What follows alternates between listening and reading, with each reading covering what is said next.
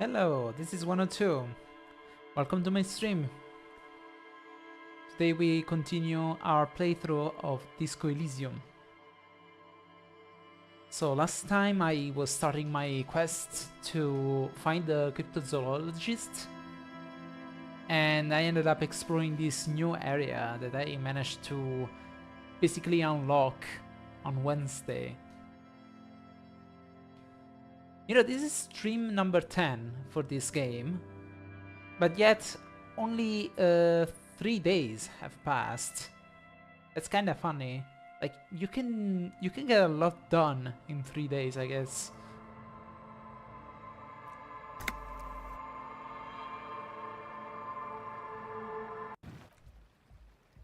Here we are.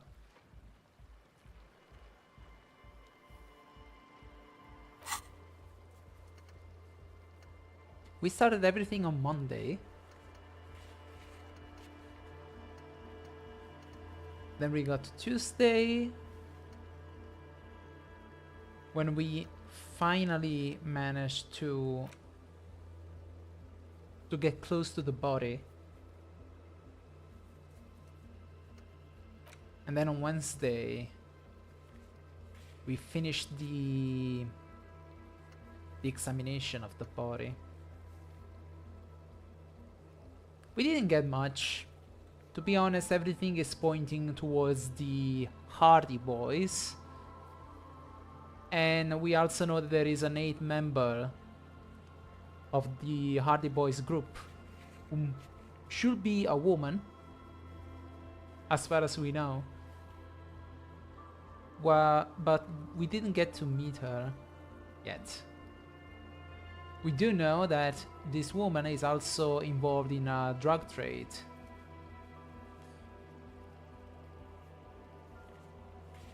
But yeah, so far we don't really have much to work with as far as the case goes. So instead, I just took the opportunity to go to the water lock, open the bridge, and get into this new area. You know, so that I could get more experience. That's gotta be useful later.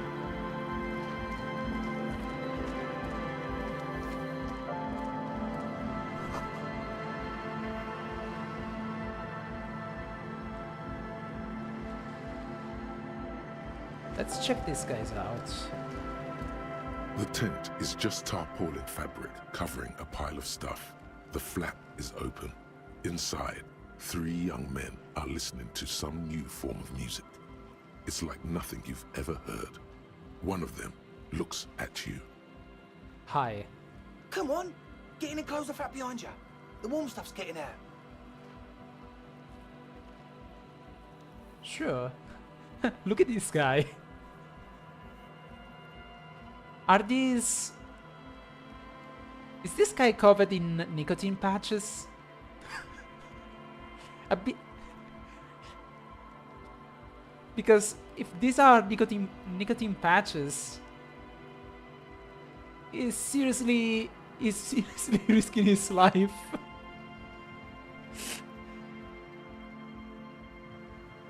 Sorry, we barely have room for one. You go ahead. I'm too old for this. Too old for this. What are you talking about? You look younger than me. Either that or Harry it just looks that shit. He just looks that shitty. I'm actually not, he thinks. I just dislike delinquents. Ah, okay. There you go. I'm sure you will feel right at home. Hmm? I'll keep watch. Sure.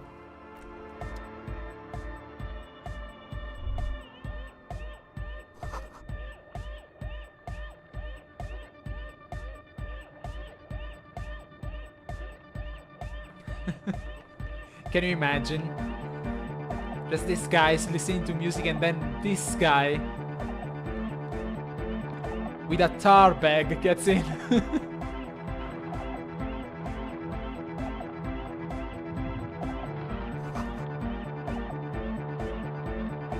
Still water.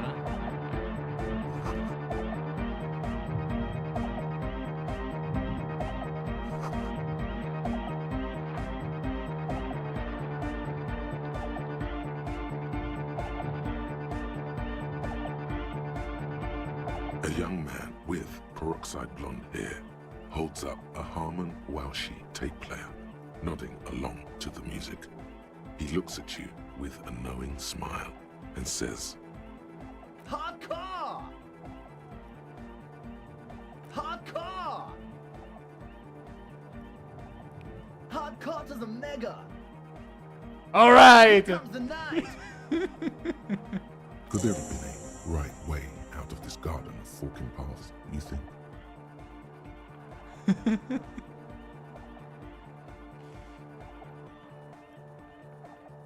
Could have been a right way out of this kind of forecast.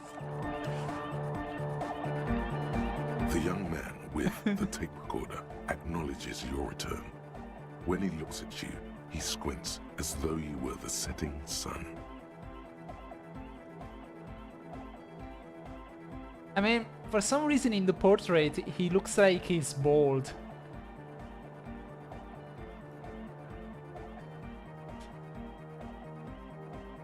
He looks like he's balding and there is only red hair to the sides.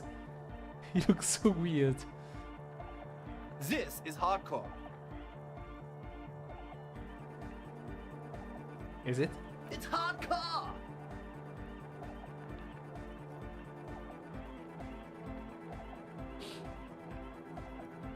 Just gonna keep saying it's hardcore, yeah, aren't you? Skibbity, skibber danger. I am the rearranger. Okay, maybe not.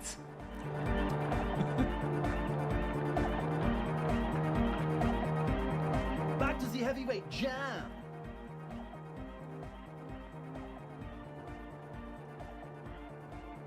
Hardcore!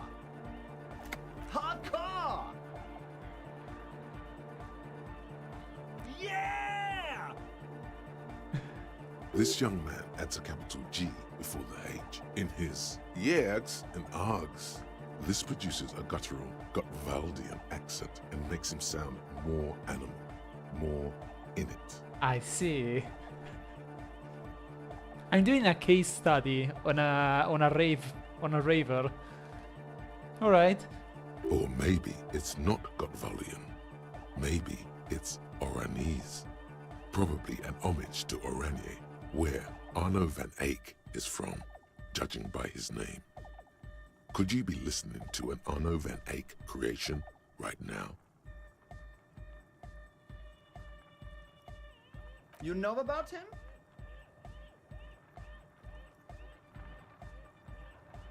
His eyes are the size of saucers.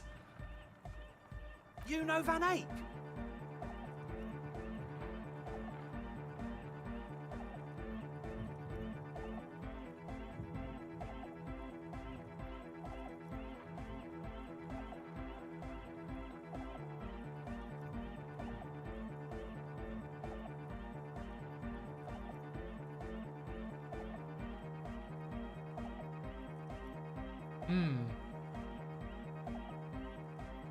Like I don't.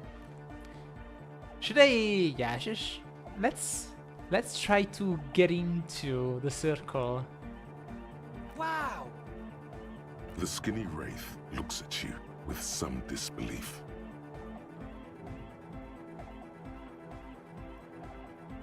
What a comforting expression he has. So am I! So am I! Oh! Is that why they call you Egghead? Because...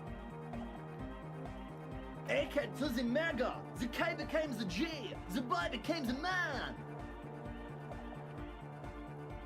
The Advent?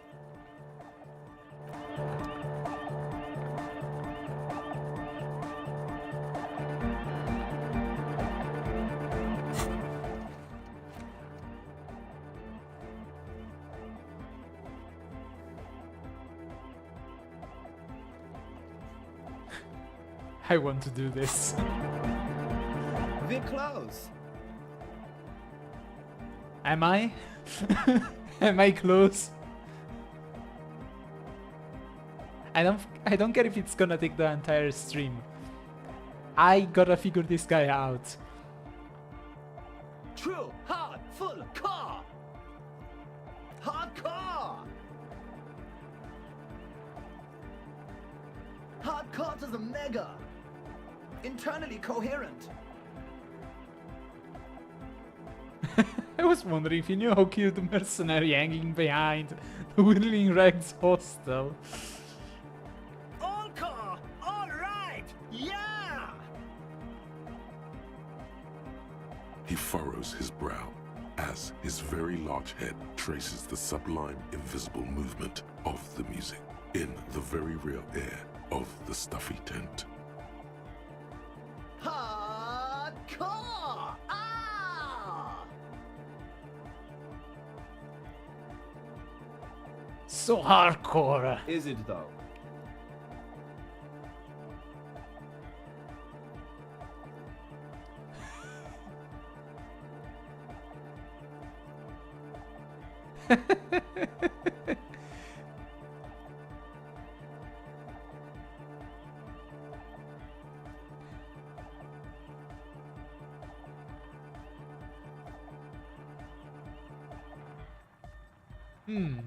I was just thinking that a moment ago.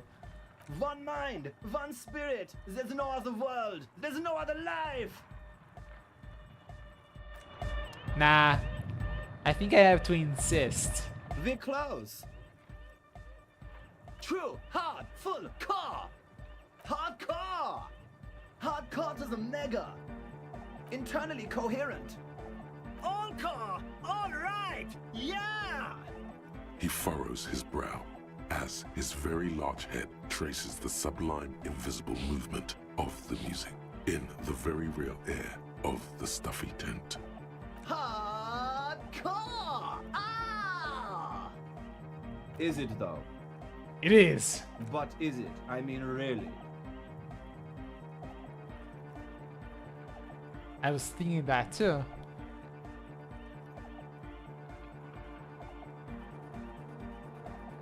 I am the Mike Enforcer. I am the Chicks Checker. Yeah!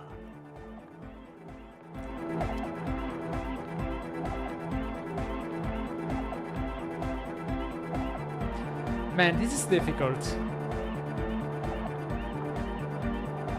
Okay, I'm taking a break from you. You see a youngish man bleaching the tips of his hair with a toothbrush. With He puts toothbrush? the toothbrush down and extends his hand in greeting. Hello, I'm Andre. It's a pleasure to meet you.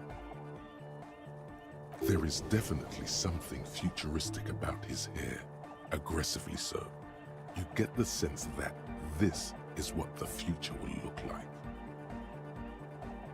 Imbecilic, yes, should the future ever come, it will look deeply imbecilic, like this guy. Huh. You wish imbeciles looked so cool.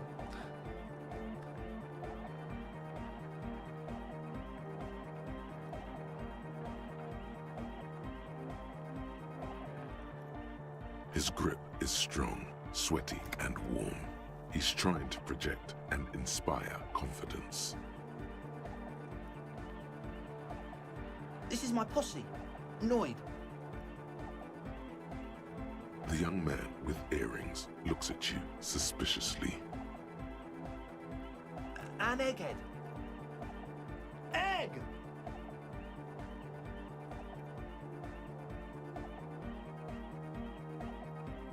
Together with a Cell Burger, who's out there right now, doing some seriously progressive sonic experimentation, we like to think of ourselves as music venue organisers. We have many in the pipeline, officer. That means they haven't set up a single one yet. You see, we've been all over Jamrock North, prospecting for real estate to establish a new venue in. Also for talent. Yeah, thank you, Egghead. And while there is no shortage of raw, unfettered talent spinning tapes in Jamrock, we've had rotten luck with the real estate part. Place is a shithole. I apologise for my friend Noid's potty mouth. I realise this is not how you speak to a police officer. He has authority issues.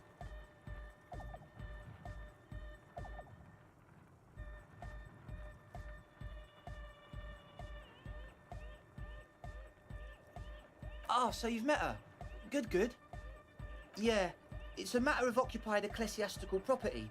I bet you've noticed the derelict hive of Narcomania on the coast. I'm talking about the church, and I'm not exaggerating. Even a place of spiritual refuge can become a magnet for all sorts of dopeheads and burnouts if left unattended. Dopeheads! Burnouts.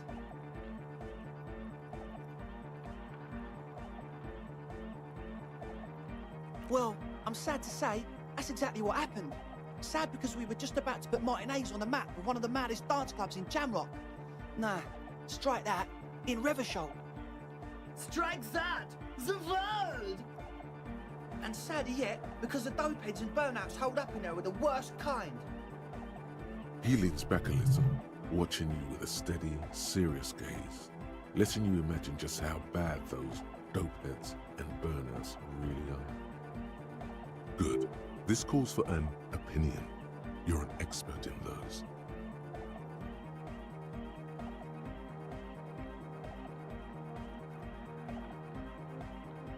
Yes, yes. And the worst part is, they're also spooky. I was hoping you would be the judge of that, officer. All I can say is, their spookiness is the kind that keeps us from restoring this church into a community centre and a place of spiritual refuge. Also, they don't eat or clean the building. Shit's gonna collapse. People just want to spin tapes without them spooking it up. Place has bad signs. No one can dance like that. Thank you, Egghead.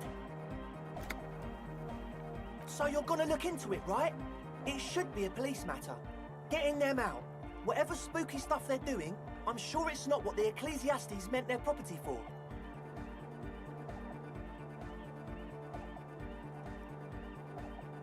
All right, man. Andre's obviously very happy you took him seriously. The whole tent is. The boys exchanged giddy looks.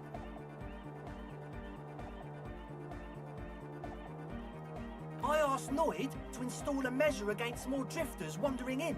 A padlock. It's a temporary fix. Just something to contain the situation. I had to do it in an hurry. Not my best work, but it should hold for a while.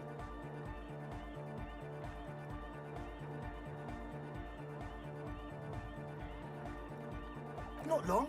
Like a week, maybe? I'm super sure they're alive. I mean, come on. I'm at least 90%, maybe 85% sure they're still alive. Somewhere in the ruinous past that led you here, there was something called exams. You may have learned the term involuntary manslaughter there.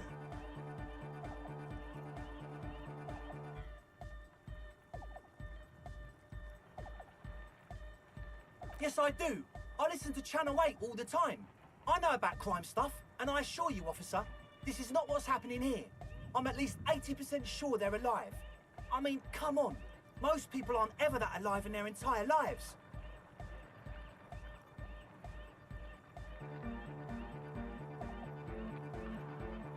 You're right. It is nonsense. Total garbage. I knew you'd see through it. You're one smart cop. I get by. Now where was I with that padlock? He nods attentively, ready to answer the questions What about the of key? one smart cop. Yeah. Of course. Noid, give the officer the key. All right.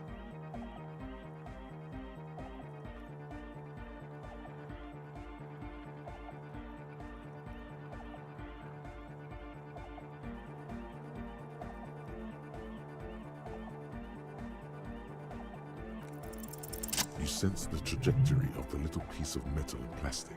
The object makes a small ringing sound as it approaches. Just the tiniest chime to your left. Ka-ching! The key hits your palm. The speed freaks nod to you approvingly.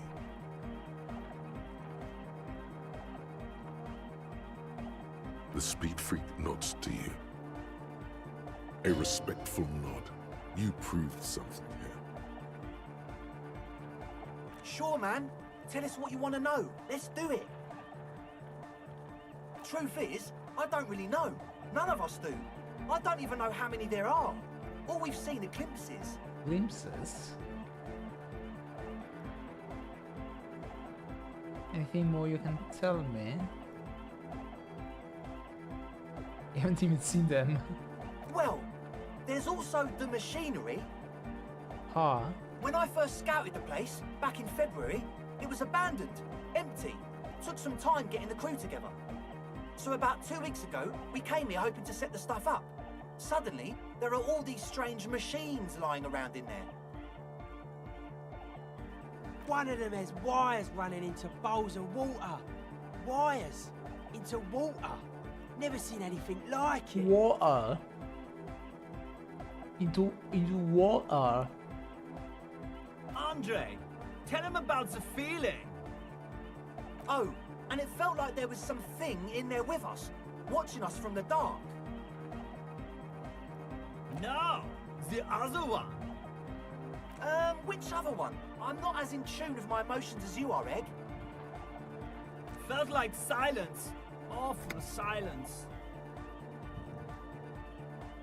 But you haven't physically seen anyone. Not exactly. We've just seen someone who we think is a woman go in and out of the church. A couple of times. And we felt someone or something eyeing us inside. But that's kinda it. Could it be the lady driver?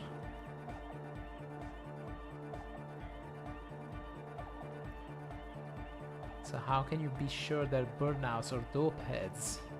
Well, honestly, I can't. But I am. This is a below feeble attempt at avoidance. Basically, he is attempting to weaponize idiocy.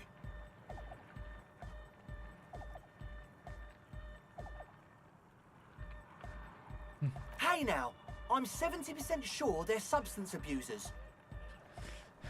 Can't, but you do. Don't let all that technology fool you. Where do you think the drugs come from?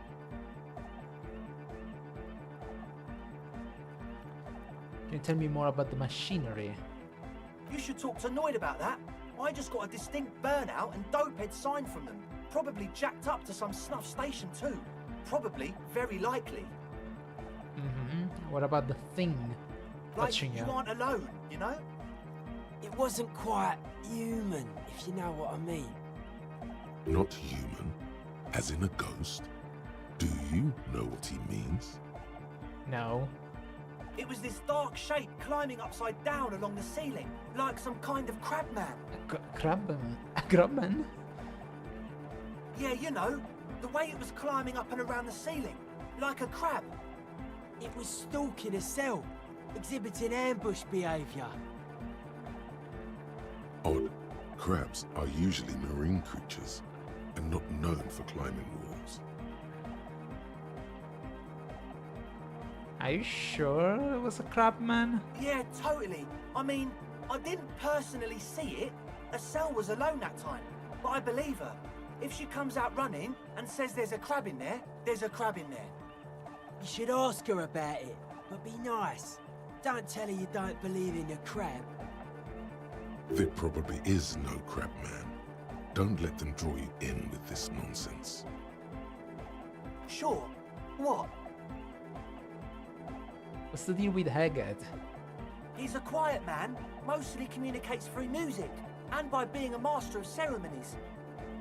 A master of ceremonies. You know, a host, a declaimer of slogans. He's a performer, gets the people going. Interesting, sire. A bit like you then.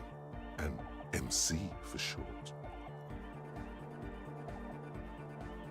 How do you communicate with him? Well, he's just kinda here. I don't really know how to communicate with him. Have you ever really talked to him? Yeah, sometimes. When I stumble and find my way into his center, you have to hear a lot of hardcore to the mega first though. The man smiles mysteriously, choosing to let the beat speak for itself. So, some kind of ecclesiastes own the church. Who are Oh they? yeah, that's a meteor and name for the founding party. Thought it'd be cool to use it. If you don't know what the founding party is, there might be a way to mask it with minor demagoguery.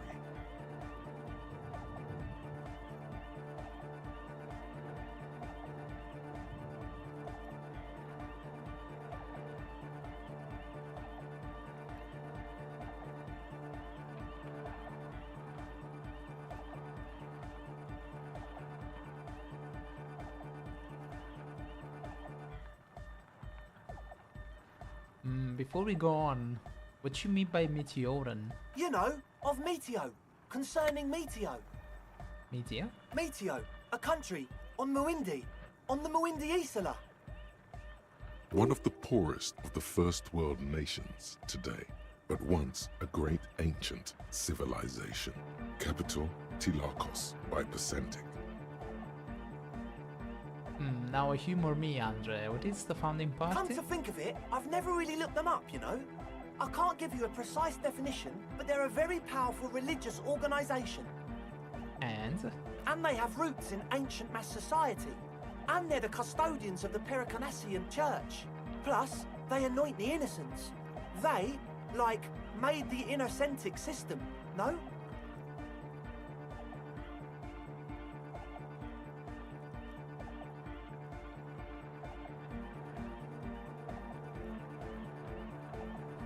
They sound like exactly the kind of people who would want loud and melodic music in their church.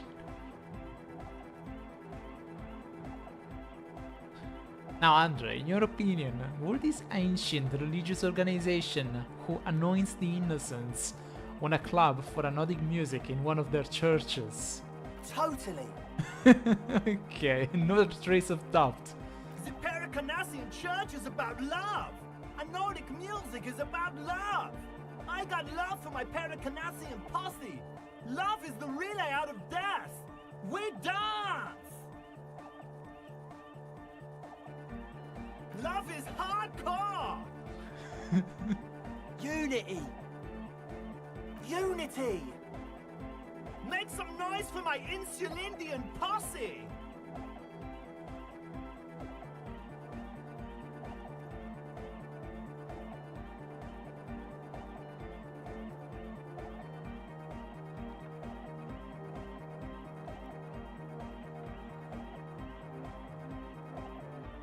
I guess love can be pretty Oh hardcore. yeah, it can.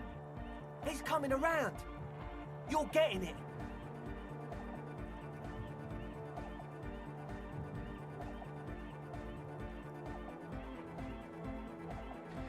Okay, now I understand it was lame of me to suggest otherwise. Now the music is about love, and so is the Pericarnassian Church. Yeah! Yakokata, the place to be. He seems ecstatic that you share his vision of Pericarnassianism. Do it for the masses. Do it for the crew. I didn't want to say it, but it was pretty lame of you to imply otherwise. Anyway, you got more questions? The one with the large head is still looking at you, nodding his head, waiting for your body to start moving. Let's ask about the equipment. Yes. What?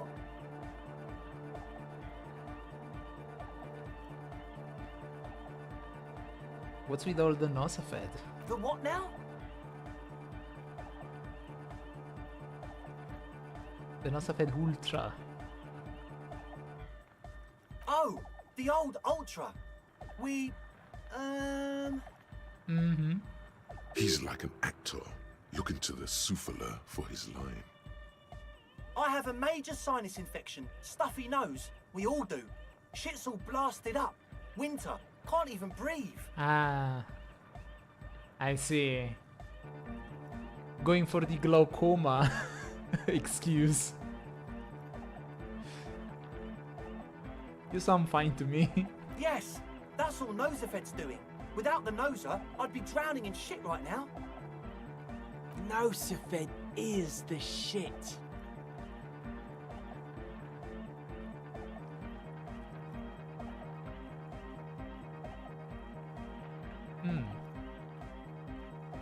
You know what? Can I have some? Sure. Here you go, officer. The Noser. Blast away. I see you brought your own water. Yeah. Good to have, bitch to carry. When I first scouted the place, I did some reconnaissance. I'm not sure the church even has running water. And it's distilled too. Oh. It's the one they sell at the fuel station. It's like he's lying to you, my liege. But he's slippery enough that there's nothing for you to grab hold of.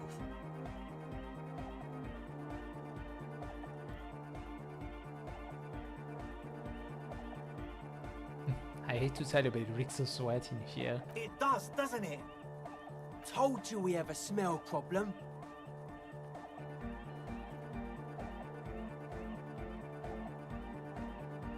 Wait, I also smell ether. Why? Ether? I don't smell ether. Ether. Do you, Noid? No, Mixed with a peculiar chemical scent. He like sniffs laundry the air, detergent. then shrugs. It doesn't take a forensic scientist to guess it's drug-related. They look and act like the kind of guys who've done their fair share.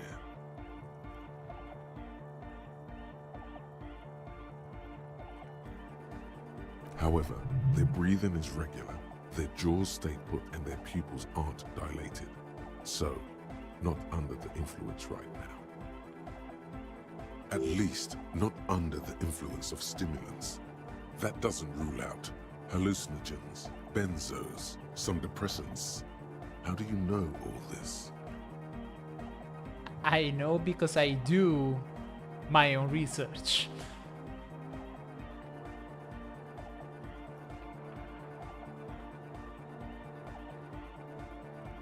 He nods enthusiastically, no doubt a little relieved.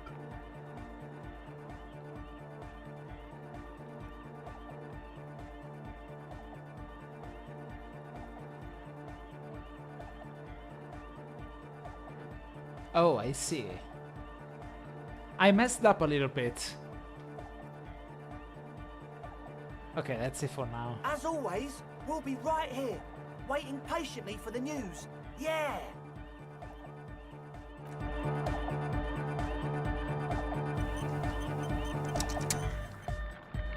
so you had a talk with Andre, and now you want to discuss things with Noid. Good.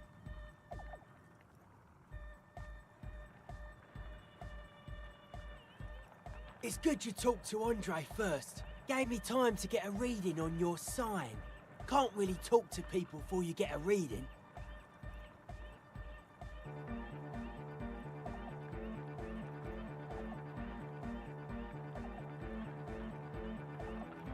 Sign? Yeah, gotta compare. See if we can align.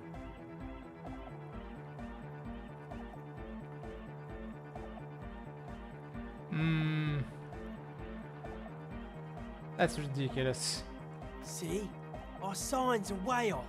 I can already tell this social relationship is gonna take a lot of work. Why are you called Noid?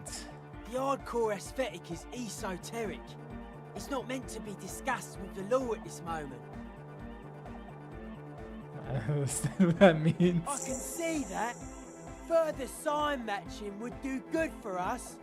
One way to achieve sign synchronicity would be by getting us into the church. Tell me about the machines you saw in the church. Weird stuff. Specialised. There was a data processor and some sort of long-wave machinery. Could it be the cryptozoologist? Wires going into water. Gives off a spy sign. Or some fucked up Samaran science sign. You know, the kind that goes head first into the supernatural. The People's Republic of Samara is a product of Revachel's sister revolution on the Grand Isola It's known as a severely degenerated rogue state. What's wrong with the supernatural? Nothing's wrong with it. You should definitely be researched. You can still do sick shit with it, though. Most of it doesn't exist, but there's also stuff that isn't allowed to exist, because the moralists think it's too dangerous for the plebs. Psionic powers, pale-related diseases, pretenders pretending to be human, folk rights, that kind of stuff. Okay, maybe I'll come back later. Let's try again with Haggett. We're close. True, hard, full, car. Hardcore! Hardcore is a mega. Internally coherent. All car! All right! Yeah! He furrows his brow as his very large head traces the sublime, invisible movement of the music in the very real air of the stuffy tent. Hardcore! Ah! Is it though? It is. But is it? I mean, really? I don't know what to say exactly. Under the radar, over the top. Nah. Let's We're try again. close. True, hard, full, car.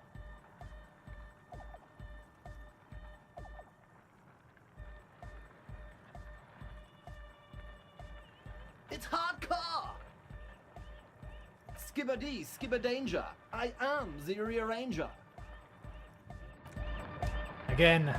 We're close. True, hard, full, car. Hardcore. Hardcore is a mega. Internally coherent. I was wondering if you knew who killed the mercenary. Good morning, yeah. 1, 2, 3. Yakokata, the place to be.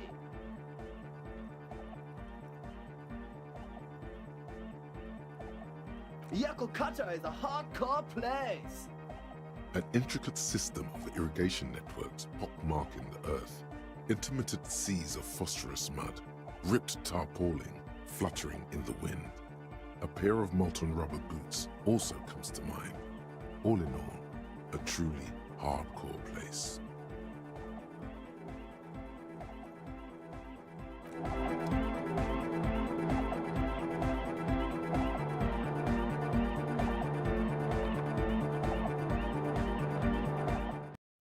Okay, I think it's time to go to the church. The shaggy-haired girl kneels on the sea ice. She looks up as you approach. So you talked to my associates, right? Are you going to help us? With the church, I mean. Can't say, gotta ask questions first. Shoot.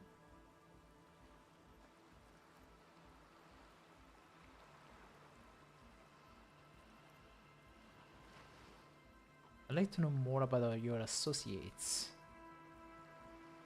My associates? I haven't got much to say about them.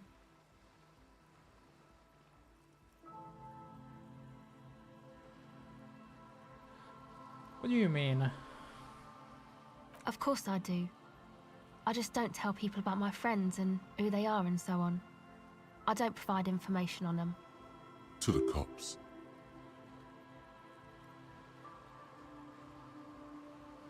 What about you? Tell me something about yourself. Me? I'm a silver bird. A silver bird feels strangely familiar. Was it an expression? And if yes, then for what? Then your mind slips and the thought is gone.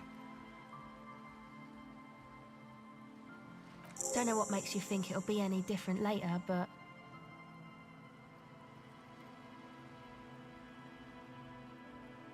The others told me you went inside the church. What did you see in there?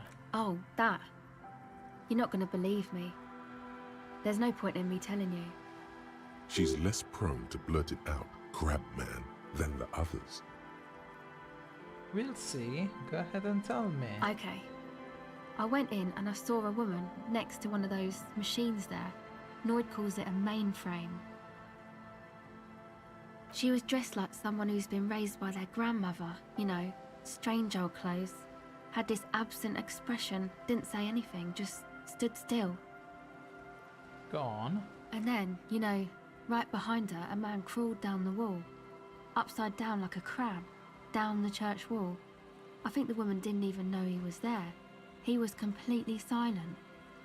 He stopped right before he got to the floor, then just hung there like that, looking at me. Right at me. I fucking turned around and walked out. End of story. Like a crab, you say? What did this crab man look like? It was too dark. I couldn't tell exactly. Come on, she obviously could. She already went into detail.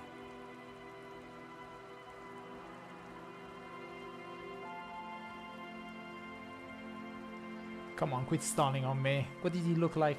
He looked like a banger, okay? He was all muscular and stuff. Had a mesh tank top. I know it sounds ridiculous, but that only made it scarier in a way. A crab and a banger? Yes, a banger. As in a mess gang member. I know what it sounds like, but that's what I saw. A gangster crab man. Yeah, I don't believe you. I don't blame you. I mean, I wouldn't believe me either. I'm surprised Noid did. Andre I expected, but Noid...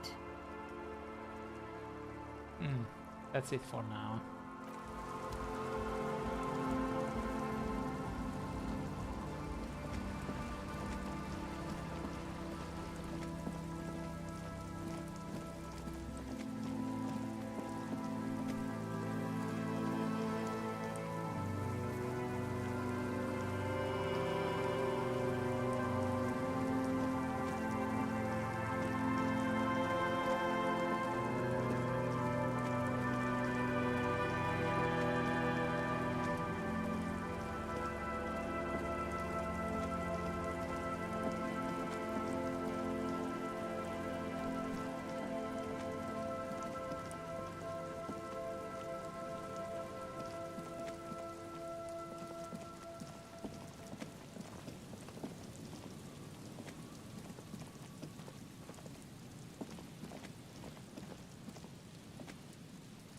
Should we go?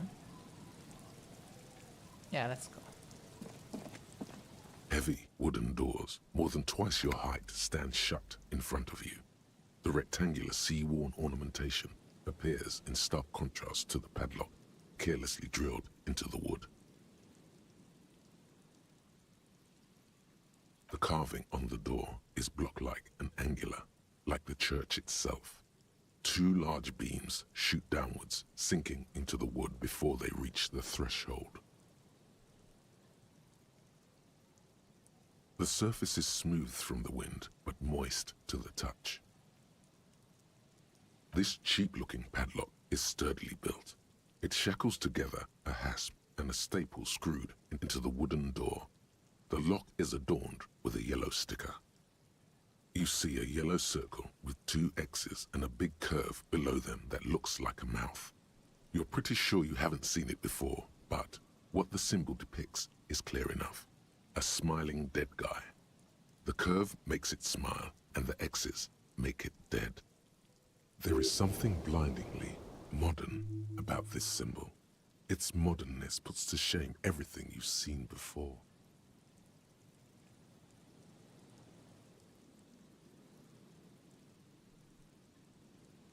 Have you seen this symbol before? He takes off his glasses and uses a blue handkerchief to thoroughly wipe them clean before inspecting the sticker. Then he looks up, pauses, and replies. No.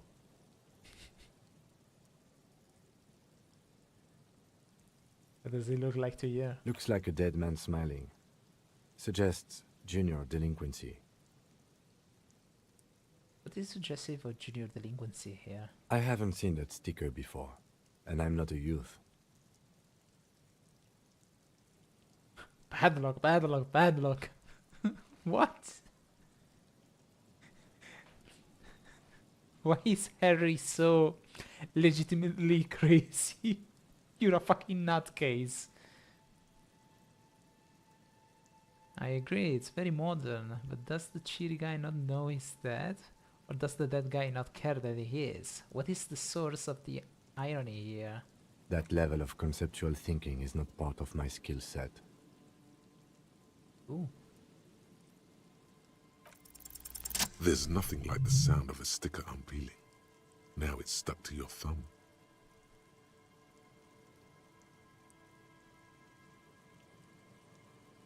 Throw it in the wind. Au revoir, sticker. Okay, maybe I can come here later. I wanted to check something else.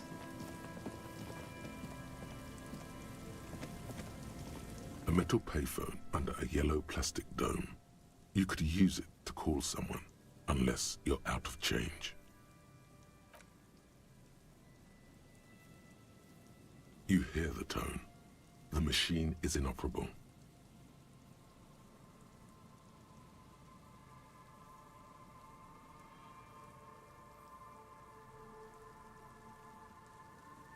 A random number.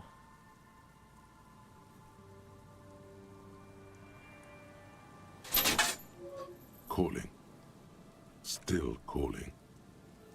This feels wrong. Should you be doing this? I don't know. End of tone. Someone picks up. Pierre? Is that you,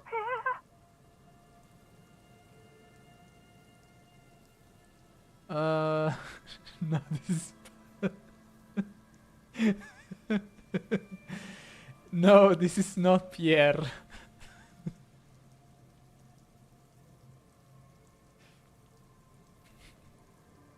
I really wanted him to say, no, this is Harry.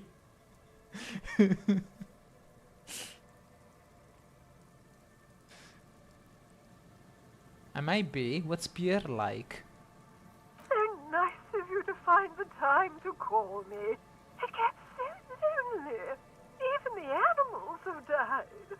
That's not good. Are you sure you're Pierre? Your voice, it's different. There. Chrysanthemum. Chrysanthemum. Her voice is drowned in white noise. Sounds like waves washing a beach, growing in volume until the call suddenly disconnects. You get a sinking feeling. It makes you look if Lieutenant Kitsuragi overheard you. To your relief, he did not. Oh well.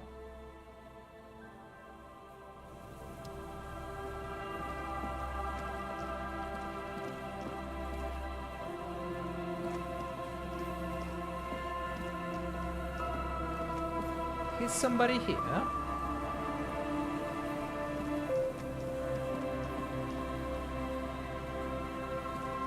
Someone has left an unidentifiable article of clothing on this railing.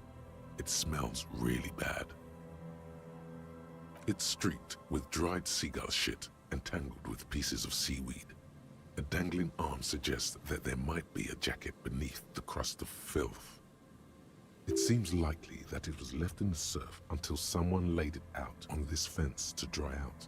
Unfortunately, that just seems to have stiffened it into a shapeless mass. Ew. Okay. Please tell me you're not taking that with you. No. I think this is the jacket the idiot Doom Spiral guy wanted me to find.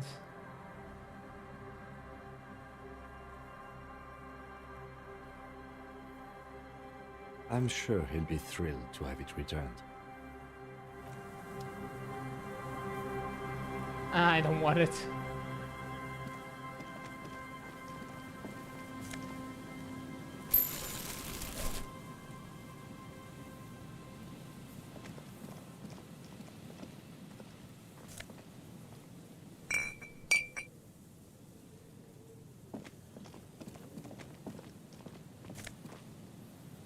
Ooh.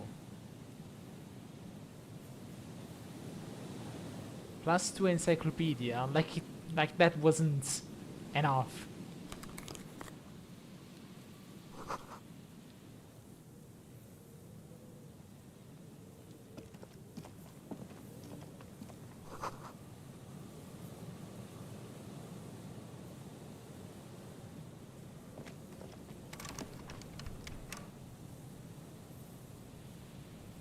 Oh, it's locked. Well, no problem.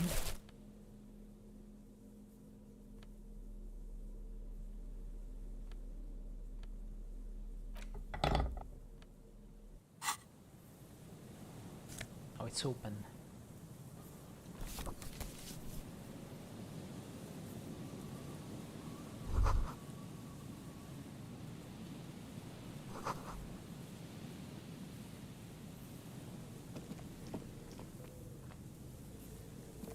But I remember there was somebody here.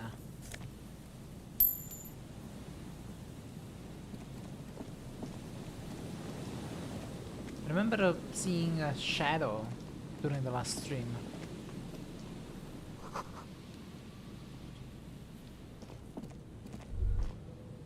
Ah, there is somebody. The smell. It's awful and familiar. Isn't it just rotting fish? What is it? Don't you recognize it? That hideous pungency, that faintly cloying sweetness. Only death smells like that. Huh. Something cold wakes in the pit of your stomach. Fear. It is death. It must be.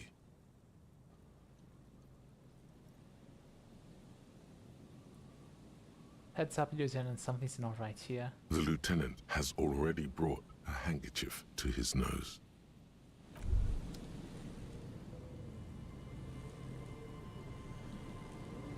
I mean, actually, that guy is not moving.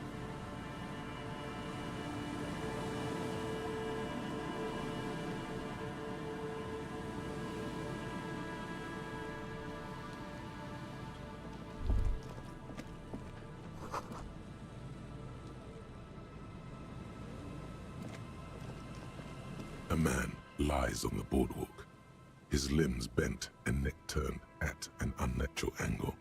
Right next to him is an empty bottle of spirits. In his cramped hand, a chewing gum wrapper. Oh.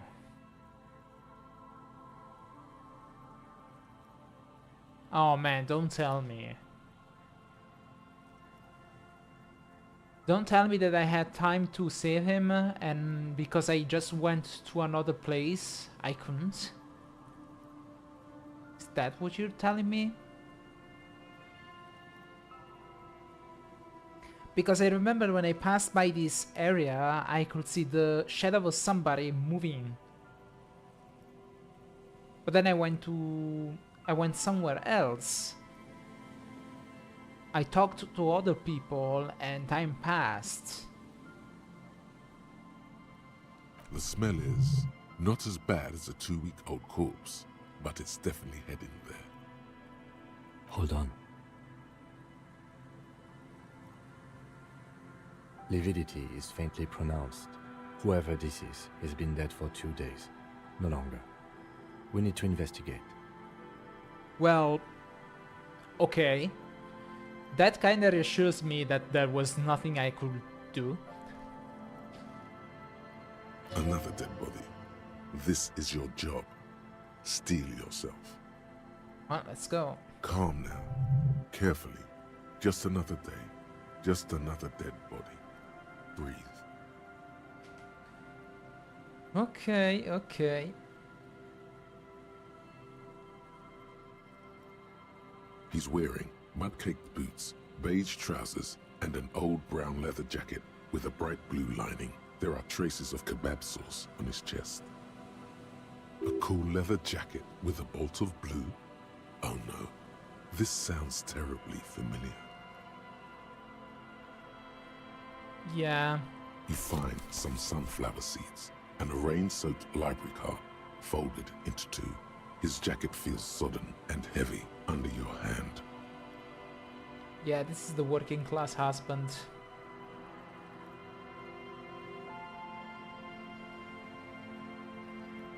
Good. We should take a look at that library card after this is done.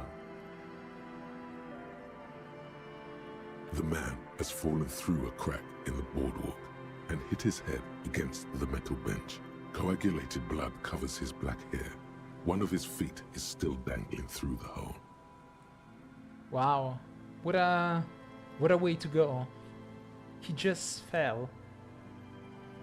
A bad fall. It might have been dark outside. This place is a minefield in the dark. His expression is dull, like the sea behind him. Drops of water shining on his moustache. His eyes, empty and wide, look frightening in their frozen gaze. Height, 170 to 175 centimeters. Curly hair, stout build. Age approximately 50 to 60 years. There's some dried blood on the metal bench, right where the corpse's head rests. The floorboards are rotten and slippery wet around the hole. An empty bottle lies nearby. A chewing gum wrapper is clutched in his fist. Be very, very careful where you step here.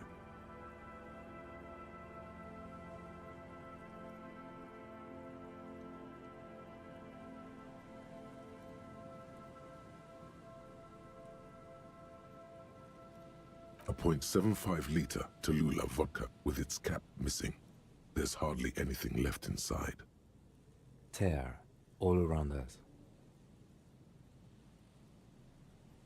A dried chunk of blood covers the hair at the back of his head. An open wound. It's sticky and cold to your touch. This is what killed him. I don't see any other major wounds, do you?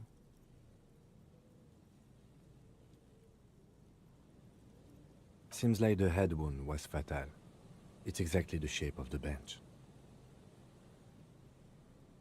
No, I'm not gonna step on the floorboards. It's quite clear that the floorboards are not safe here. Grabowski spearmint chewing gum. Green leaves on the cover. The man's mouth is half agape from the terror of the fall.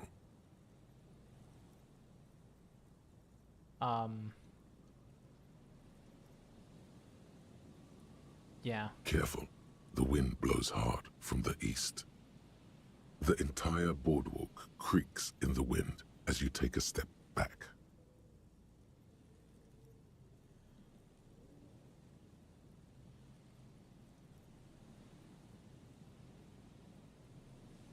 Death by misadventure. He slipped and fell through the boardwalk. A truly unfortunate accident. If it wouldn't have been for that bench, he'd be alive. What about the kebab?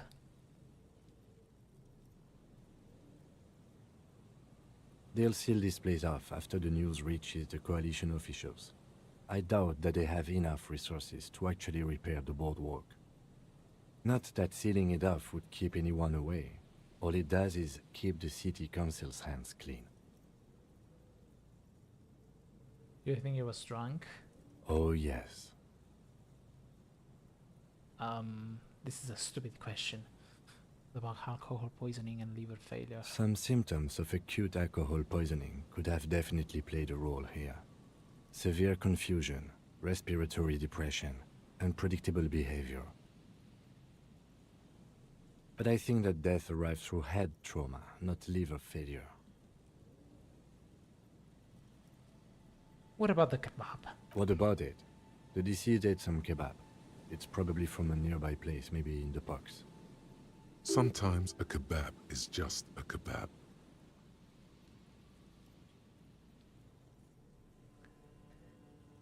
Sounds right to me.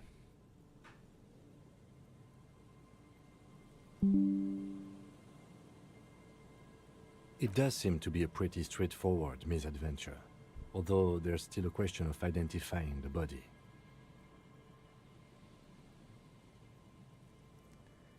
Who is this man? Looks like one of the locals. He'd have to know this spot to come here.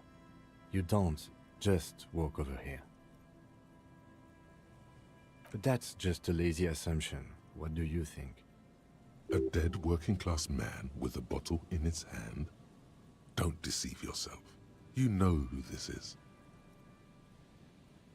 the working class woman's missing husband. The woman you met at the book stand? Why do you think it's her husband? Because it's the most working class death you've ever seen. Come on.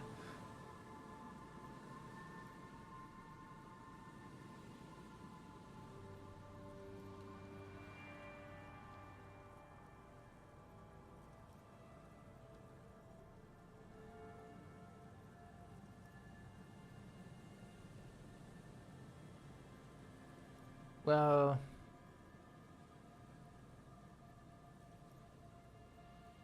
the library card.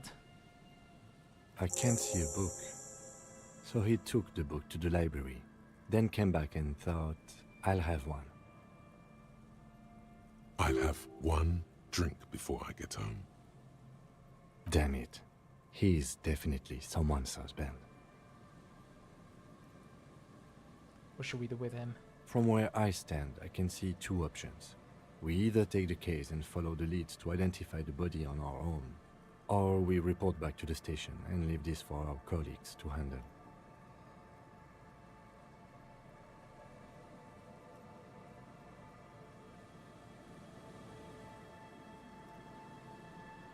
I mean, let's face it.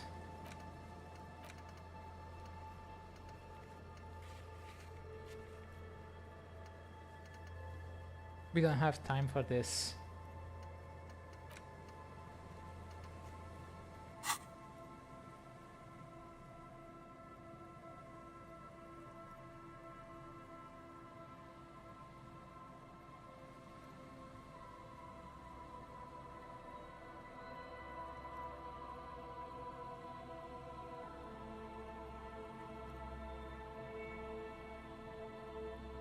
All right.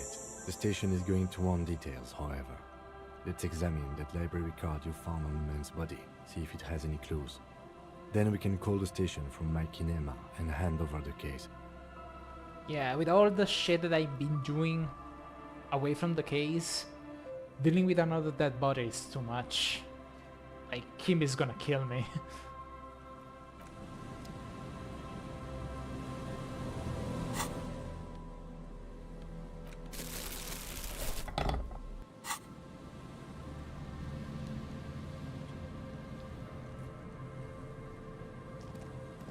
There's some tear, an empty cigarette package, and a crumpled kebab wrapper in the trash bin. 2 empty bottles of Tallulah vodka and a can of black potent porter is all you find. No, there's more in there. Livis strawberry liquor, plus some Pilsner bottles too. Better not pick them up. They seem unhygienic. A tragedy. He shakes his head with genuine sadness. Whoever tossed it here was a heavy smoker. The brand name reads Red Astra. Red Astra is the black market version of Astra cigarettes, known for their high tar content. You see traces of mayonnaise and ketchup on it, as well as a tomato wedge. The wrapper reads Shish Kebab Revachol. It's no older than a day or two. No mold yet. It's hard to concentrate in the smell. The sea air brings some relief.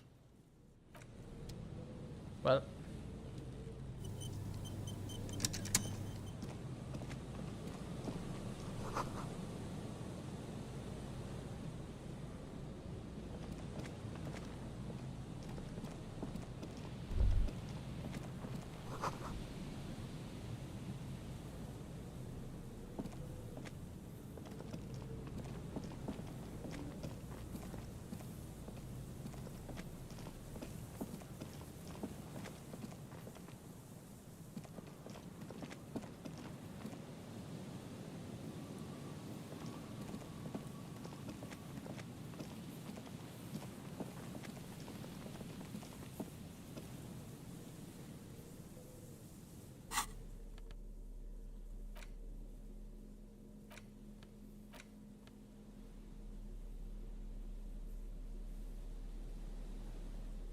The library card is folded into 2 and still slightly wet to the touch.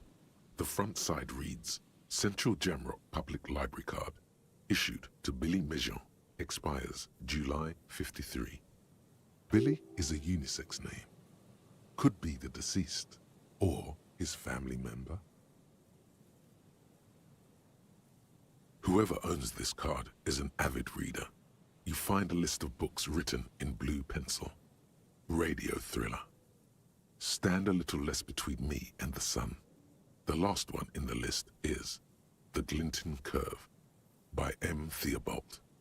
A library stamp indicates that the book has been returned.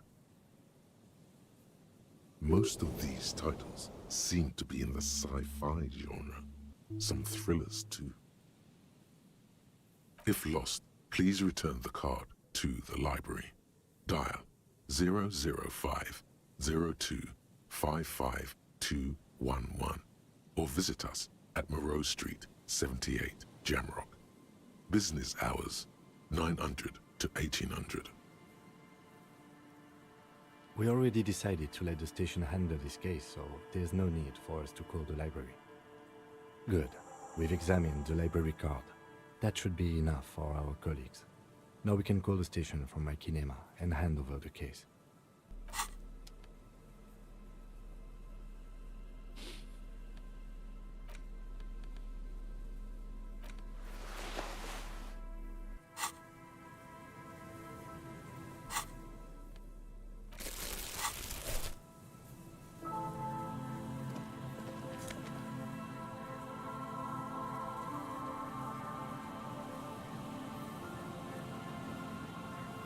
Oh man.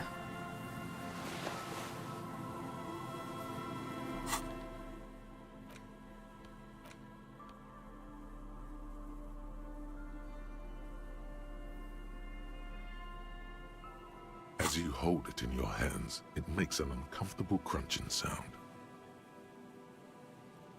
It's a sordid, filthy tale, not for the weak. Are you sure you can stomach it? Don't think Good about it. choice. The less you think about the jacket, the better. Yeah, let's bring this shit to the homeless man. The less time I spend with it, the better.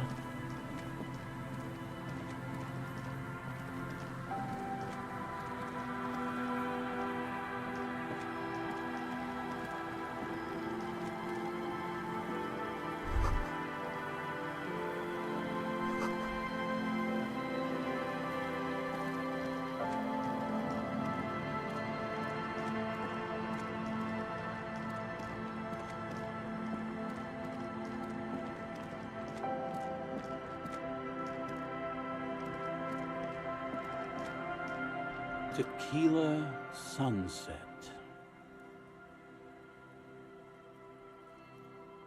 Ah, tequila. I knew you'd come through. That's fucking great, man.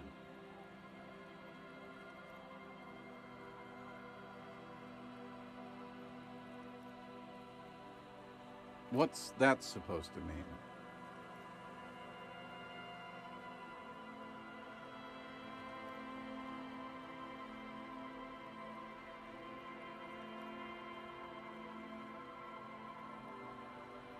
What's that got to do with my jacket?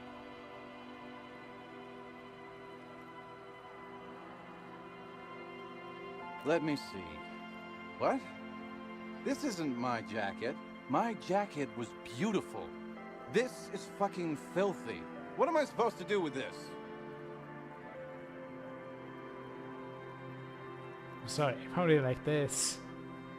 What do you expect? You left it outside for a week. I'm not taking a disgusting pile of hobo rags.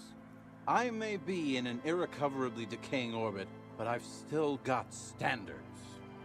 Either bring it back the way it was before, or find a dumpster to burn it in. You know, despite the guano, it looks like the jacket itself is stain resistant. It may just need a good scrubbing.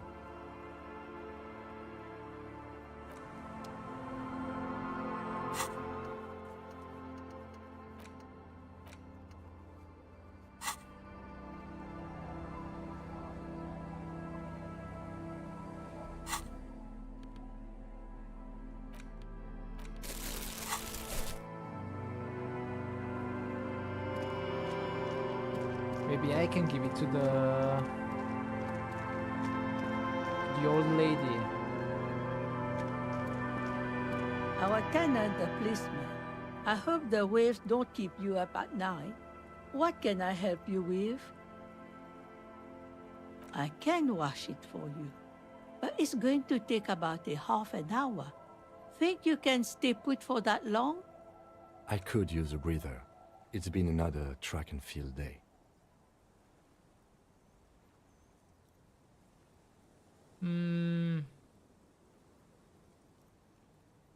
Okay.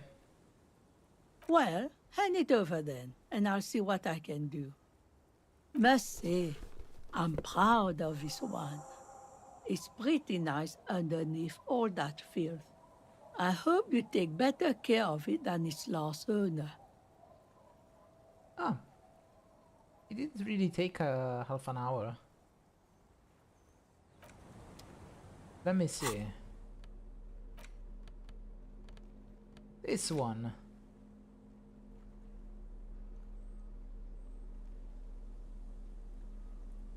+1 pain threshold, +1 half-light. Yeah, you're not getting this back. I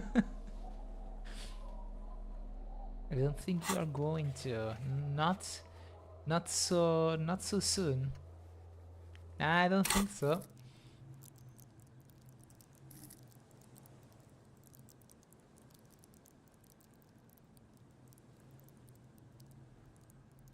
I mean, do I really need it? Half-light is good.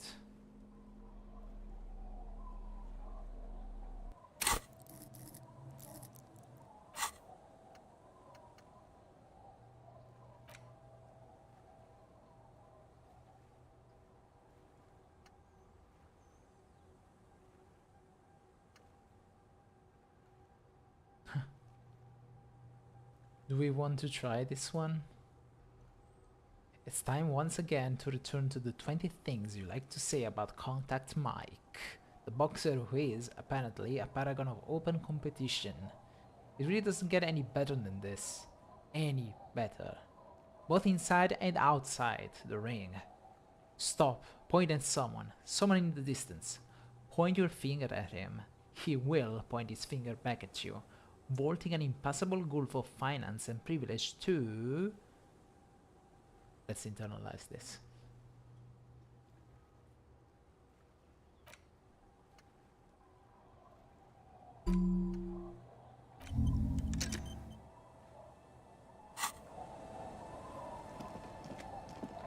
To hell with the consequences.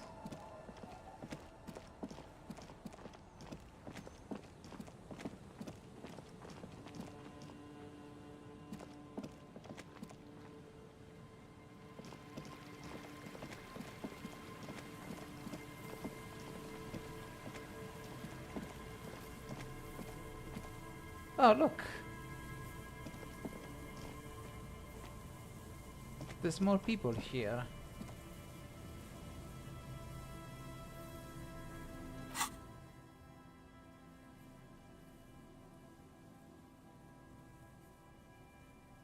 So let me check. Drama is 5, but that's okay, I guess. Conceptualization 6, still good though. Logic is 4.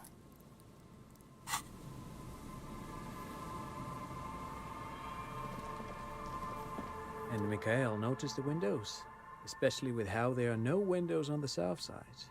This was to deal with. You officers, come to investigate the historic subtext of West Martinez? I'm Tran Heilostam. You must be Kim Kisaragi, right? I was just telling my son about this building. Not a lot of people realize the historic significance here. Very rich in hypertext. Nice to meet you. Hold on. Hypertext? Yes, hypertext. Young Carp and the collection of cultural hyperlinks. What was that about the windows before? Oh yes. So, Mikhail, They had to deal with monitor glare, especially in the summer. They still had vector monitors back then. That was 49 years ago. So they didn't have windows on the south wall. You and Kim know each other? No, I can't say that we've met before, but I've heard of Kim, of course. Mikhail, say hi to the officers.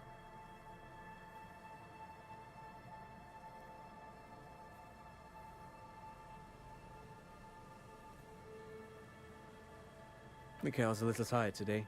We spent all night trying to run Orbis on his radio computer. Have you heard of it? It's a programming language used in Grad. Quite tricky, but he wanted to play this Grad-made adventure program. We've been getting really into worms lately. Worms. You guys are German.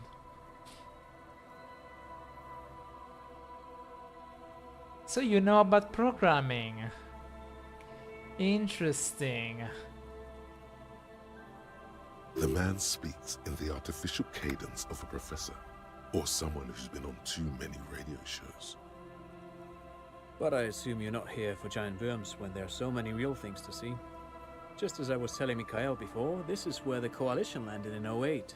We could be standing on what is the most interesting landmark in Revachol West. This man is your half-brother. You feel it. But why? Yeah, why?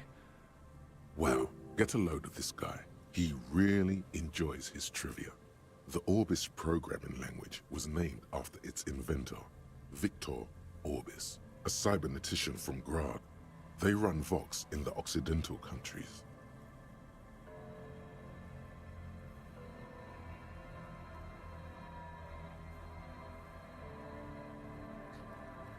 What's so fascinating about an empty old building? Aha! But it's not just any empty old building.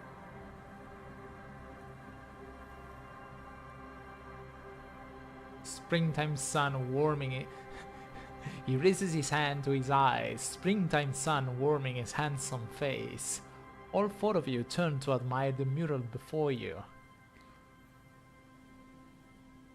Feld Electrical. Recherche et développement.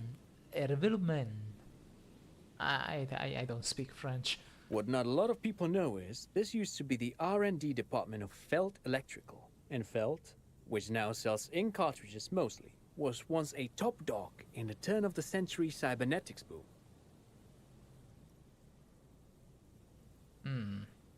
It looks old and weathered, with seagulls picking apart its stone and metal carcass. Bushy undergrowth has taken hold of the collapsed rooftop. Some kind of bird has set up a nest on a broken windowsill. I don't think I've ever heard of this Feld Electrical. I think. Probably. That's not surprising. Only a vestigial ink cartridge and ferrotape manufacturer remains. They started out as a midway electronics outfit in Königstein 2 centuries ago. After an aggressive move to Revachol, Feld became a global player in the emerging personal electronics market of the pre-revolutionary era. Still, Tricentennial was beating them in business machines. But Feld had an ace up their sleeve, or should I say they were developing an ace up their sleeve. I'm mixing my metaphors here. What was that ace? It was here in Martinez, possibly in this very building, that they developed prototypes for a tape computer. A tape computer. An elegant folding mechanism of rollers and ferrotape ribbons, portable enough to be a take-it-home solution. Revolutionizing business machines, possibly even bring them to the average consumer. Which is a feat of engineering even today's giants, Rehm, ICN and ZAM, haven't achieved yet. What happened? Indeed. What? The revolution! Ah, right. The revolution. Unfortunately, their moonshot project never made it to the market. Feld's move to Revachol backfired. The revolutionary government liquefied their assets and expropriated those very advanced prototypes. Possibly from this very building, or one of the adjacent ruins. All of this was built by Feld, even the boardwalk. Wild Pines built Martinez proper as a resort for their middle management. Feld built this side of town for R&D.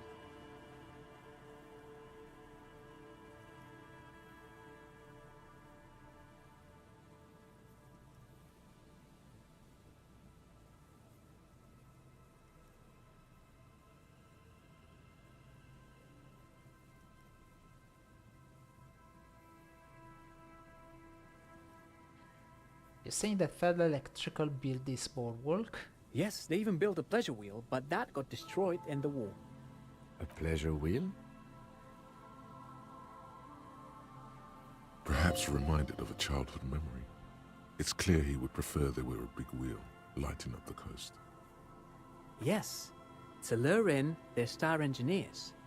This part of Martinez was nothing but reeds before Feld arrived.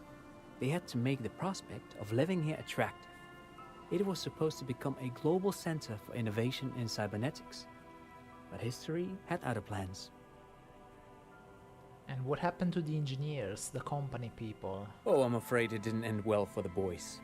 But this story is a bit too dark for little Mikhail here. Now, if you were to ask about tape computers...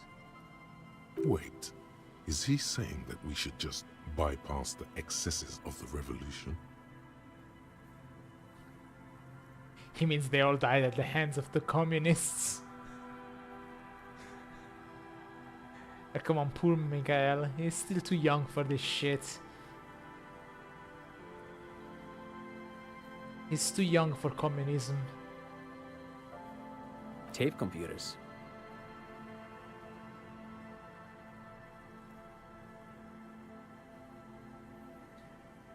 What did the revolutionaries do with those advanced tape computers? They used them for military communications, but also to write and send out press releases. The most notorious example being Le Décret de Mars. What's that? What's the Mars Decree? I mean the radio transmission sent out to news agencies and world governments by the newly created Commune of Revachol on the 7th of March in the year 02. A short-lived legislative foundation for a short-lived utopia. It's a beautiful piece of text, actually. A singer-songwriter I know, Charette, called it a love poem to Revachol on her political concept album, Bon Baiser dans le Lind. You should read it. Every local library in Revachol stocks a copy of the decree. I tried to get Mikhail to memorize it. Tried to. Someone was much too interested in worms to be paying any attention. The kid takes a peek at the green and silver worm on the cover of the book, already forgetting about this part of the discussion.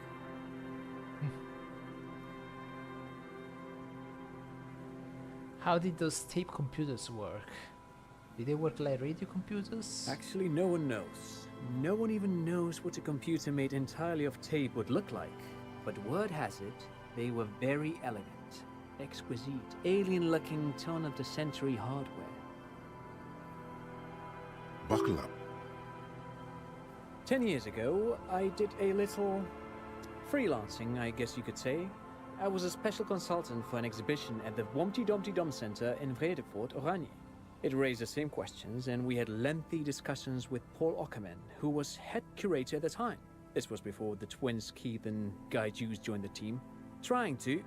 Wait, did he just say Wumpty Dumpty Dum Center? He did it. He said Wumpty Dumpty Dum Center, like it's the most natural thing in the world. The voices in my head are like appalled. What the hell is a Wumpty Dumpty Dum Center? And who the hell are Keith and Guy Juiced? Even encyclopedia is at a loss for words.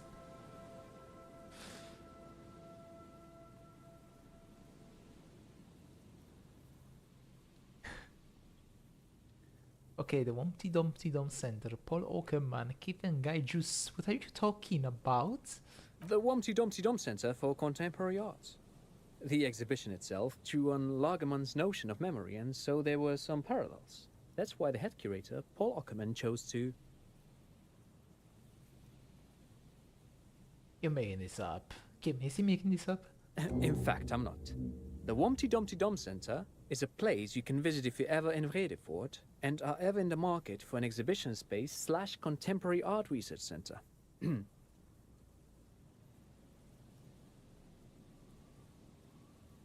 But perhaps I should return to the tape computers. As I was saying, the device itself was very elegant, fragile even. One could write directly on the tape using a special chemical solution. The machine would then analyze the handwriting, perform operations, and project output onto a white screen. It was a beautiful, delicate thing. Made of black film and folding tape structures.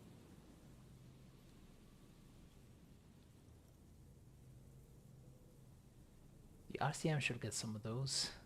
Even one would be very useful. Though I understand the socio-economic causes of the revolution, it pains me to imagine the revolutionaries setting fire to the precious device. But so they did. The Feld playback experiment vanished into the fires of '07.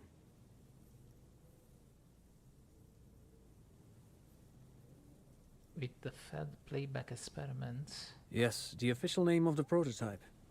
Some sources report it as the Feld playback experience, but those are incorrect. Why did they destroy it? Who knows?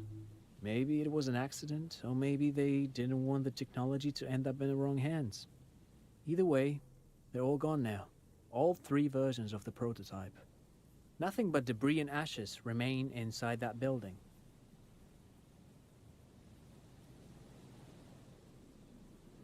But of course, what else? Thank you for all the interesting information.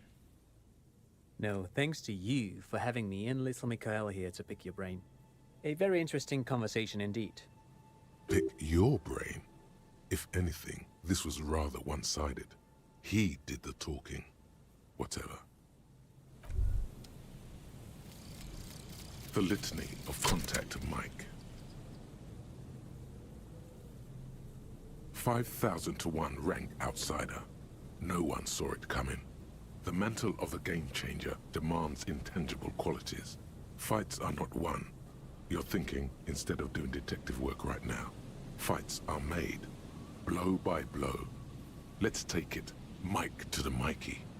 Some low-intensity part of you has entered a sports cliché-driven fugue state, and it's not necessarily a bad thing. Also, Mike knew what it took to win.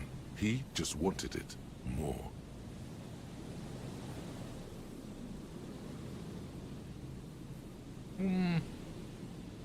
Okay.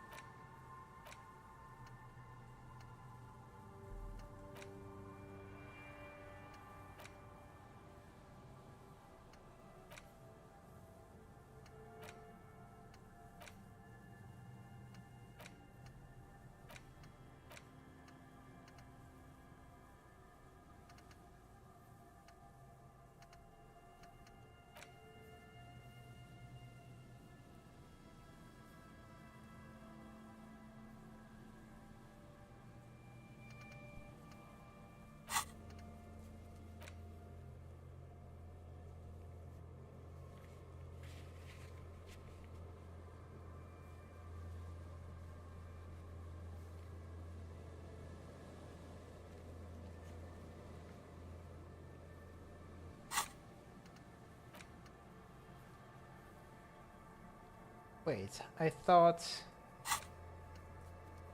Shouldn't this be unlocked?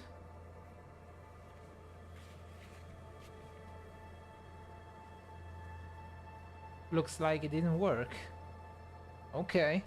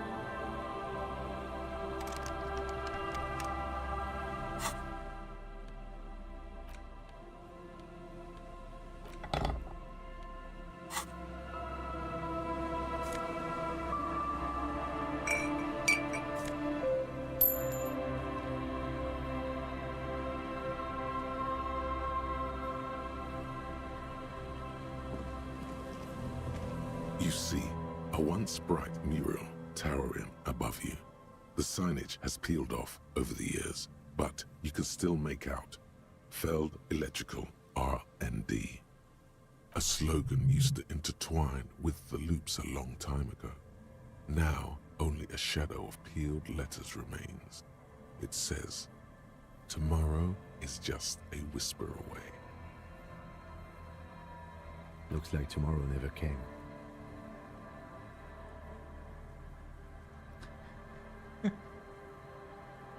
That was such a CSI Miami line.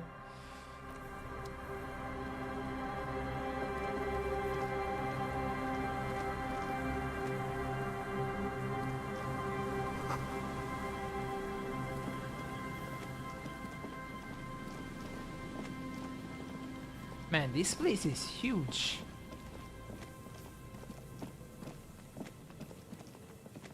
Okay, let's get to the church.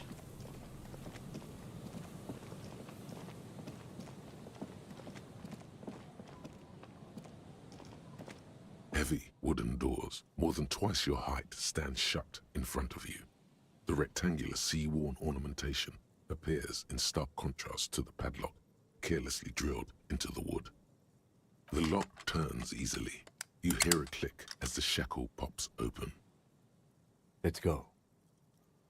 A great whoosh of air rushes into the dark innards of the church, as though rushing to fill a great vacuum. In the heart of the city,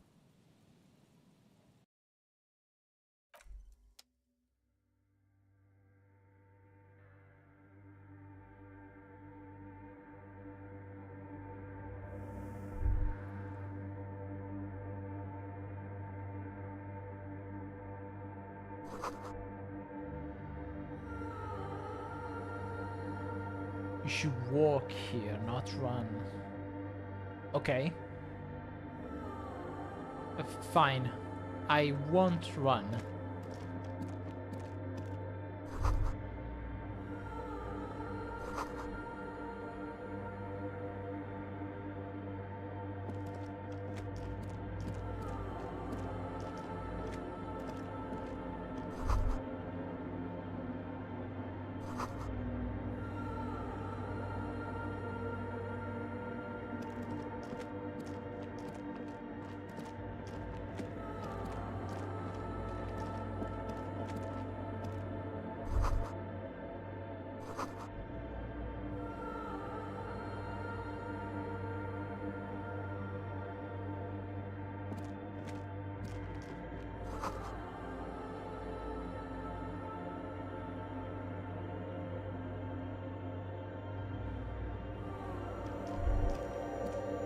the silence in this part of the church, it's almost palpable.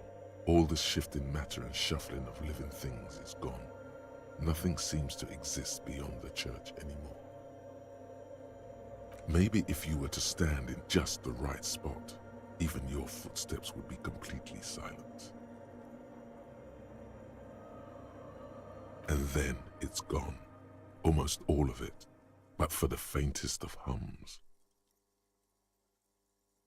It seems the sound here is detached from its source somehow, if not blotted out outright. Truly unusual. Sounds like the Pale. Oh.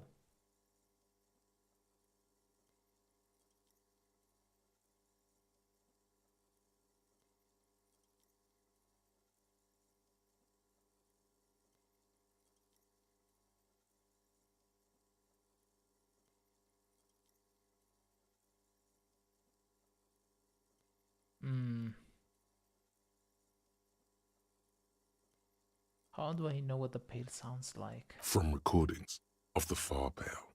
You've heard them. We all have. You can hardly hear your own breathing.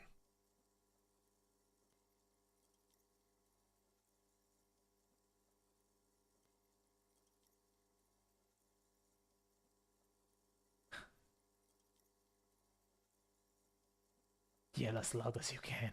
Your voice is barely audible. Not a howl, but the softest of whimpers. Stomp your feet and clap your hands. You produce a few muffled thumps, after which the silence feels even more total somehow. What's happening? The lieutenant points to his ears and shakes his head. Then he leans closer.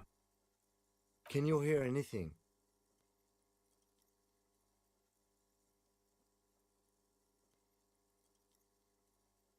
Not really, but it's extraordinary. I never experienced anything like this. I wonder why the church was built with such strange acoustics. His detached tone conceals how uncomfortable he is. Maybe the church was designed this way to prevent boisterous activity, singing and dancing on its premises.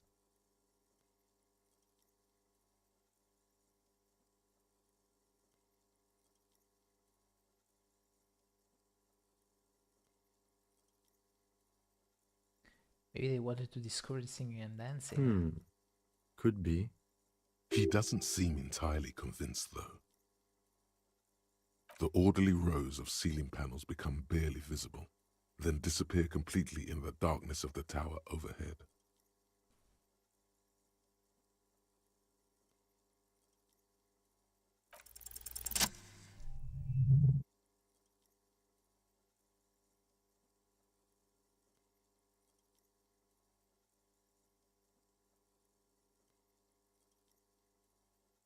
It's like there's something moving up there. A shadow has emerged from the tower and it's making its way toward you through all the other shadows. I see dust.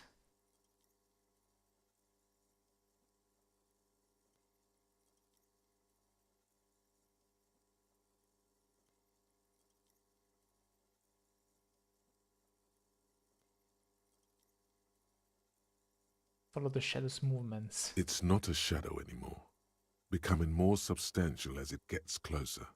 The shape of an animal descends. Officer, is there something up there? Oh no, you've lost sight of it. Where did it go? Oh no, it's just like spiders. You try to follow it, and then at some point you blink and it's no longer there, and then you have to go to sleep, but you know that the spider is still in the room, but you don't know what it is. On the ceiling? Yes, the darkness makes the ceiling feel infinitely far away. I can't see anything. I only see dust.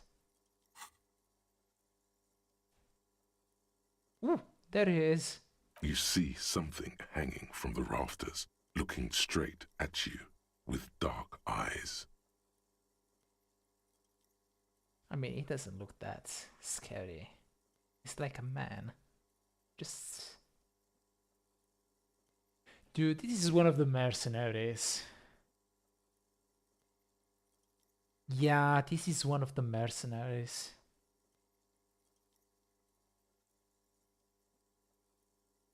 We know that there is one who is overlooking the whole of Martinez from a vantage point. This must be the guy. He's probably a soldier, very agile. He's capable of climbing everywhere. And then he goes up to the church, to the bell tower, to see what's happening. Maybe it's possible to talk to it. It's just your imagination. He's not a monster.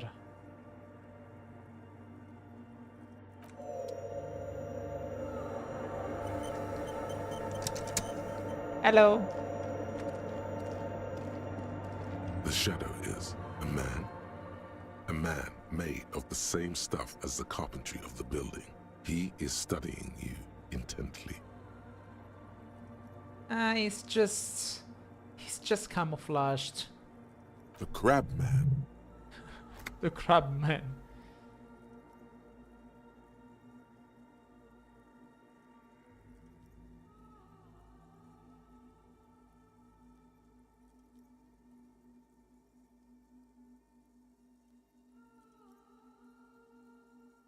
The man leaned forward a little, fixing you with a steady, unreadable gaze, then speaks.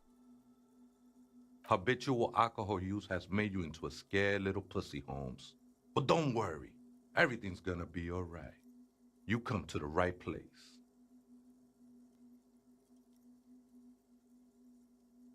I don't like the way you're speaking to me. Who are you?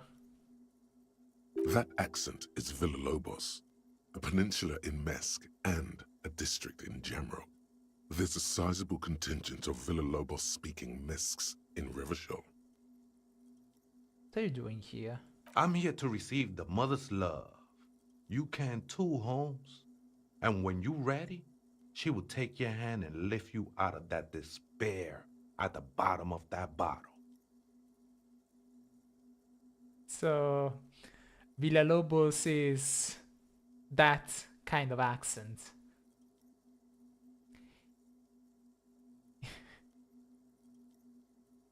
I see. It's the Samuel L. Jackson accent. This man is obviously a habitual narcotics user. Do we really need to question him? I'm put off by this religious stuff, he thinks. And maybe the ceiling climbing, too. It's all very hard to square with the lieutenant's own view of reality. Hey, and what was that about, the bottle again? You haven't even drank that much lately. Lay off it already. Shish.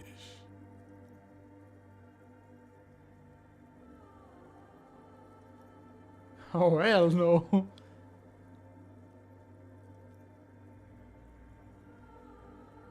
Está crudo, way. I see deep inside you. Your body and your spirit are suffering greatly from overindulgence. And you don't even know it.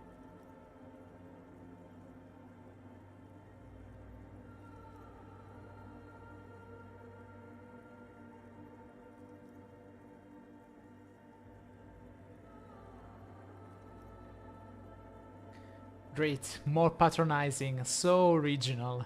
I know it's hard to admit that you got a problem. I was like you once. Couldn't take an honest look into my own heart and see I was in pain. You know, actually, since we're here, you may want to pay attention to what the ceiling climber is saying.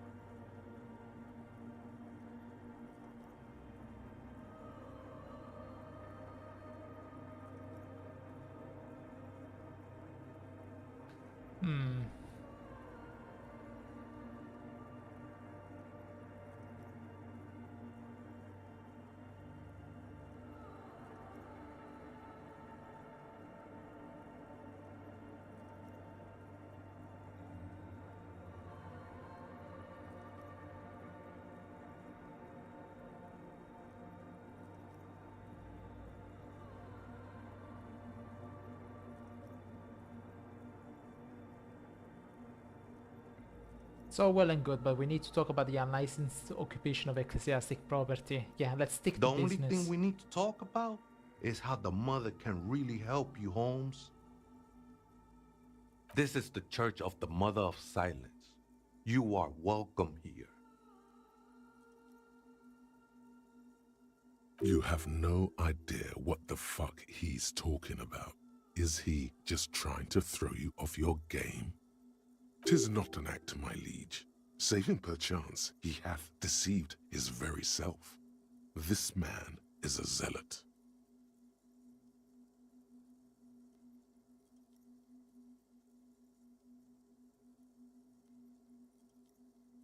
Some ravers want to turn this place into a nightclub.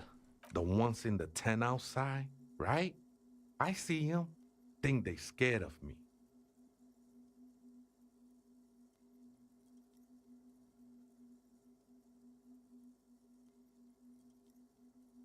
Wait, do they have reason to be scared? Nah, man. They look pretty funny. And I don't harm no one anymore. Anyway. So what do you think about the nightclub, that is? Why not? They wouldn't bother me none. I'm usually way up there, imbibing. Ain't no music on earth that can reach where I go. Might even be nice to have some company. Huh. He's actually cool with it. He said that in spite of himself. He's more attached to the human than he'd like to think.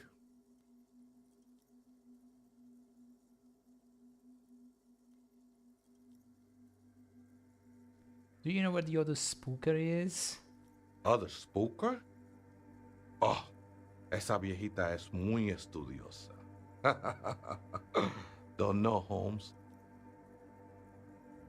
Viejita is grandma? Wait, so there is another person living in the church and it's a viejita. No. I just call her viejita because of her clothes. She's actually quite young. Or maybe not that young. Age is just one of the many masks we wear. And you don't know where she is? That's what I said, Holmes. How can you not know that when you both live here? Don't really follow her comings and goings. Just see her typing on her computer now and then. We got different interests. So she's a computer lady. Good, good. Write it down, write it down. See, ever since I started this game, there is only one goal that I really want to finish. And that is... What is it?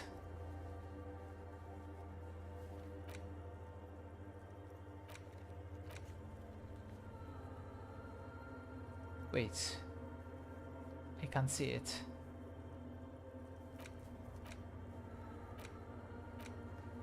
It's about the game.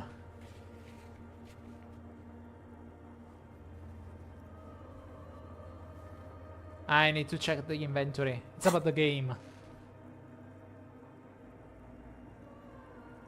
So... You're not gonna tell me anything? How she looks, what she does, who is she? I'm afraid not, Essay. You just have to wait until she comes back, or... Or search through her radio computer.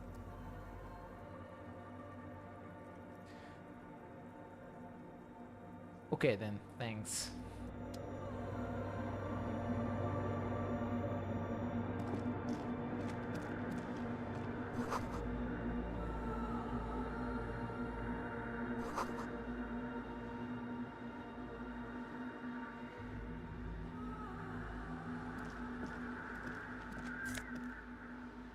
Oh.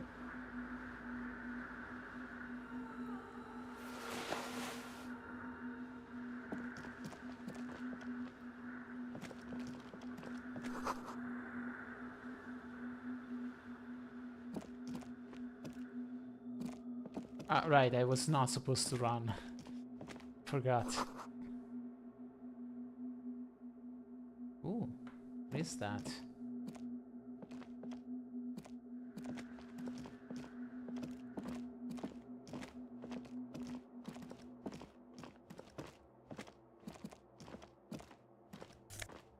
Shoes. Mesk Bangers Red Brogues. +1 empathy. And money. You don't mind, do you?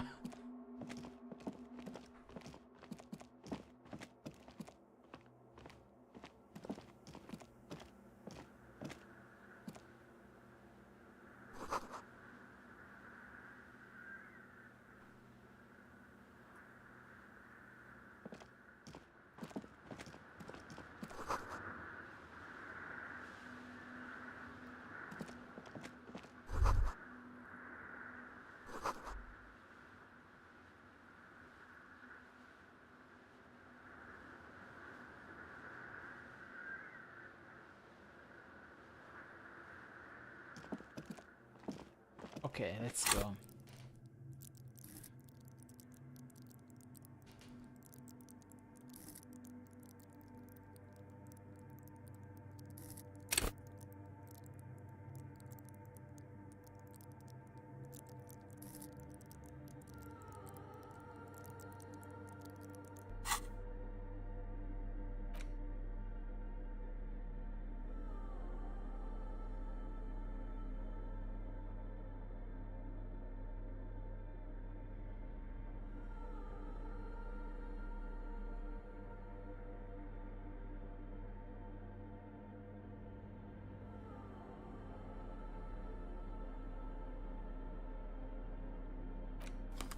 Let me don my glasses.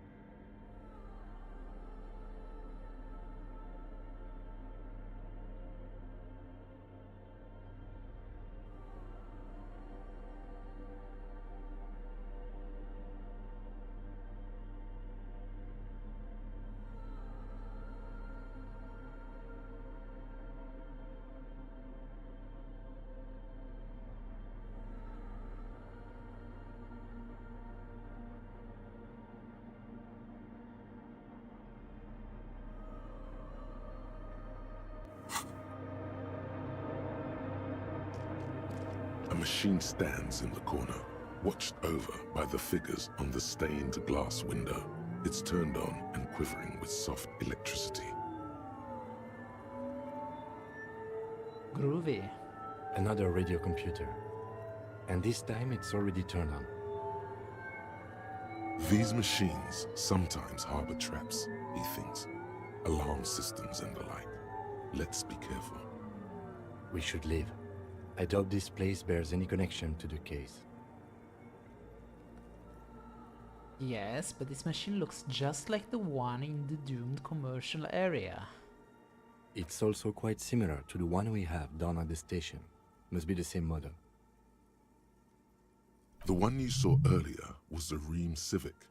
This is the Ream Prefect, a model number RC7024, equipped with a Feld mainframe and a Ream-compatible interim printer.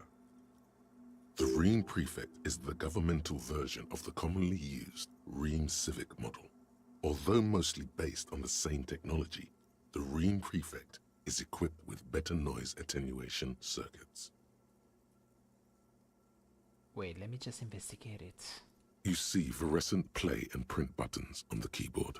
A hatch connected to the central compartment is wide open. The lieutenant says nothing. You see the machine's glowing frame reflected back from his diamond-shaped glasses. You're free to proceed. Behind the hatch sits a cube-like crisscross of filaments, smoldering in the dark like fireflies. Silver tape on the side says, in black marker, log, February to March. Another filament memory. Press play to talk with the repeater. Okay. The speaker comes to life. Static seeps through the machine's planar magnetic driver. An old lady greets you. Her voice sounds 100 years old. Good afternoon. Fortress accident on Saint-Brune. This is the East Insulindian Repeater Station 1. Please repeat. Is this the personal log? Look who's here. It's the same old woman you spoke with through the radio computer in the doomed commercial area.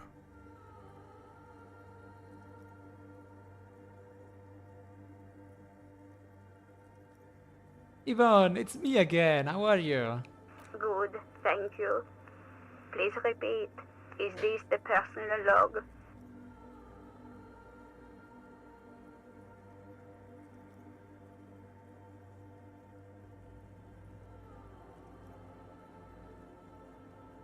I looked inside the car, but the tape on the filament just said log February-March. Good. Please repeat the password. Let's look around. There's no use trying to guess the answer. Maybe he knows something.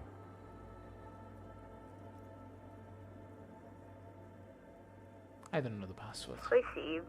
I will register this login attempt. Fortress accident. Is there anything else I can do for you today? What was the accident? Like the one in the Doom commercial area? I have two machines registered to this company name in Martinez. One on Saint-Brune, the other on Rue de Saint-Ghislaine. Saint-Brune. That's the church. And Rue de Saint-Ghislaine? That's the Doom commercial area. They are connected. Finally. This is the mystery that I wanted to see through. This is what I wanted to do since the start of the game. Anything else I can help you with?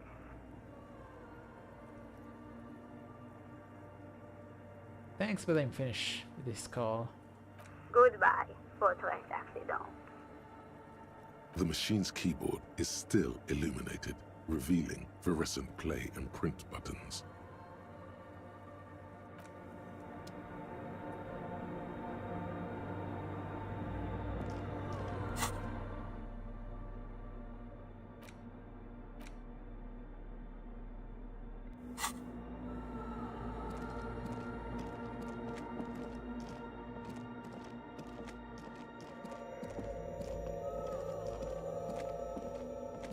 Oh, hey, wait.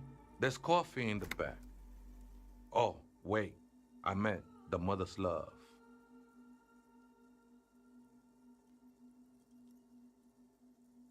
You must be the Crabman.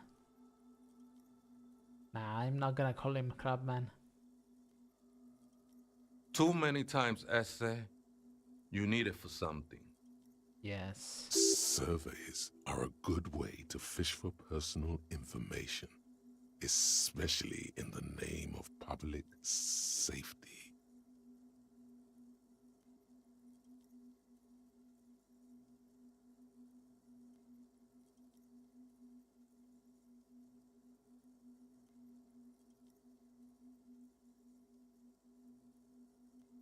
Doing a survey of passwords and passcodes, identifying regional trends in the interest of public safety, of course. Don't sweat it, vato. The password is afterlife death. Cool. What you think of that? Makes me almost pity la niñita pequeña when I hear it. You must be the crab. Never known myself to be a crab, but if that's the name you got for me, I won't stop you from using it.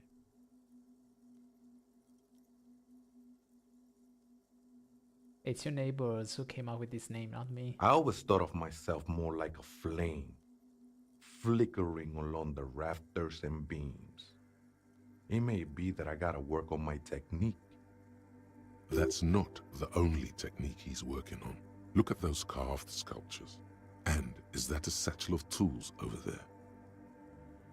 Well, did you also cover all the sculptures? Sure am. Whittling wood used to be something I just did to busy my hands. Now I use those same hands in service of something greater than my own restlessness.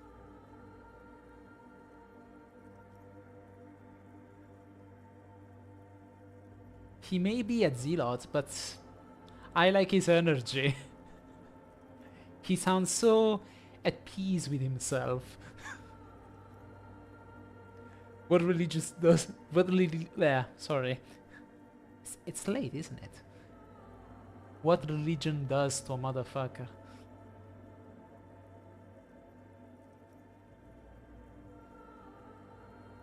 Alright, let's consider the context and meaning here. Yeah, conceptualization.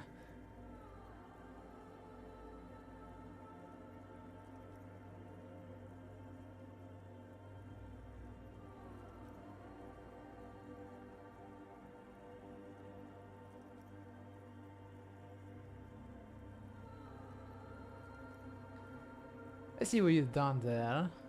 It's as if these figures are trying to become one with the church, or perhaps with the mother herself. It's all just for the mother, man. No need to overthink it. What were you before you became a crabman and a woodcarver? I was in a gangway, but my memories of that time are fading. Most of them are already gone.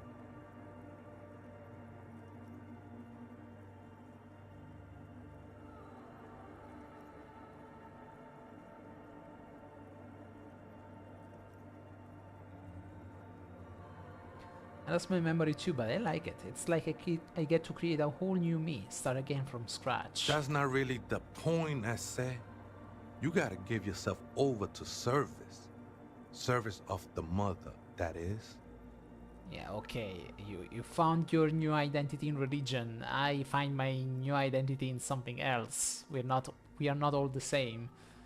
Do you remember your name, sir? Tiago's my name, but those syllables don't mean much to me these days.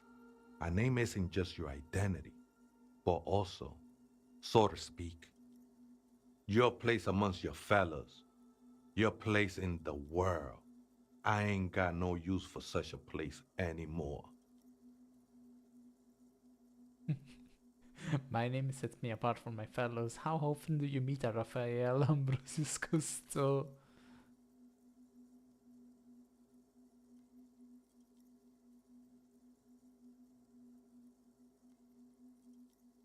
My name is Harrier Dubois. My place in the world is Lieutenant Daboli Fritter. That's just the thing, Holmes. None of that matters. And what are you doing here? This is a special place. There's a perforation in the world up there, a way out into nothingness. This church was built around it for purposes of veneration. I circled it, nurtured by the silence bestowed by the mother. One of these days, I'll be pure enough to go drink from it directly.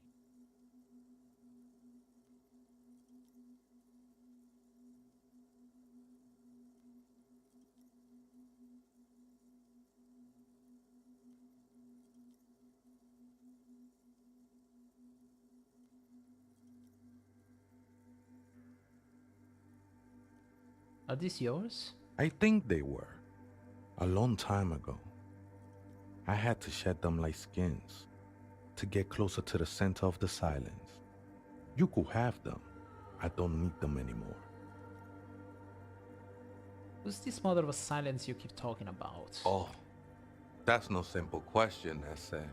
She is one who can be painted or sculpted.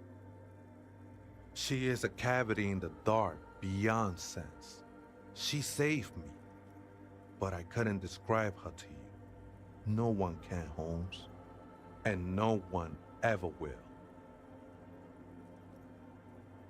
What will happen once you drink from this perforation? I will be incinerated, but not destroyed. Finally, I won with the state of the world before reality began. You're basically talking about the pail, isn't it? That sounds a bit like substitution behavior, no? You know a thing or two about that. You sure you didn't just switch one drug for another? It's not like that at all, man. It's just faith and joyful service. Too gleeful, those words. He is lying. Not to you, to his very own self. Faith is a kind of drug. I heard that before, Way. And I know I can't convince you on the spot. But think, when's the last time you woke up from silent communion with a hangover, regretting what you did last night? There are drugs darker than alcohol circling your system.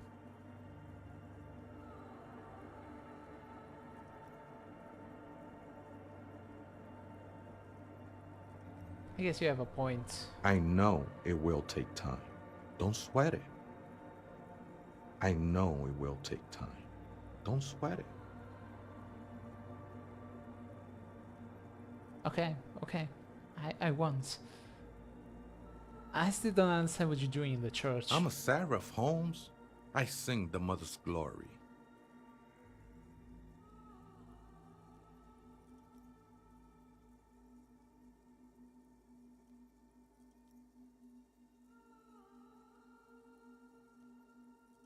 It doesn't really make sense for you to sing if she's the mother of silence. I don't mean literal singing, Holmes. This is the mother of silence we're talking about. It's the singing of a burning heart. You may be thinking, but fire crackles. No, Holmes. That's the material that's burning. The flames themselves are without sound. How did you even find this place? Hard to say. I think I did some construction work here, back when I still had material worries. Up there, I realized what the true purpose of the church was. Been spending a lot of time here ever since. The past is nothing to me now, eh? It didn't belong to me. So, in the beginning I thought that the lady driver could be here. Then I thought that the mercenary could be here. Turns out that none of the people I was looking for are here. There's just this guy. Not the cryptozoologist, not the lady driver, not the mercenary. None of that people. Meet Tiago. He is here. In the church. Probably communing with the pale. The sinewy figure lingers on the wooden beams, blending into the shadows. You've been here for a long time. Do you know why the church was abandoned? Police raid a while back. Did you witness it? Not really. Or at least I don't remember much of it anymore. The mother's love has done its job. That's what's so great about the mother. It lets you forget about everything. Okay then, thanks. I think we're done here, Essay. Oh. That was an interesting conversation. However, I'm still not sure how it's relevant to our investigation. Let me assure you, it's not. We are having an adventure, Kim. That's what it is. Because when it comes to the case, we have no leads, no evidence, no witnesses. I mean, there is one witness, but it's doesn't feel really relevant unless we try to, you know, make it sound convincing. And in order to do that, do you know what we need? We need skill. And do you know how you get skill? With experience. And how do you get experience, Kim? By side questing. That's how it works. Turns out that in order to do police work, you need to do a series of completely irrelevant tasks in order to get enough experience so that you are skillful enough to actually solve the case. Or maybe that's only the case with me, with Harry, because he is a special kind of cop. A superstar, artistic, boring cop.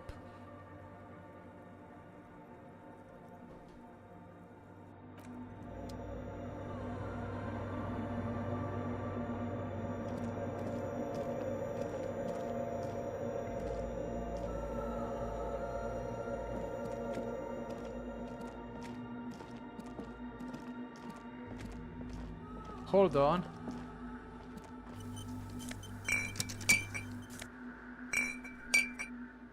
There you go.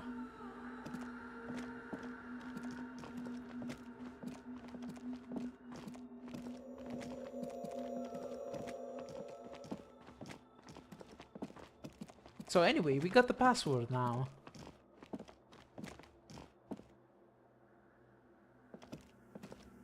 The machine's keyboard is still illuminated, revealing fluorescent play and print buttons.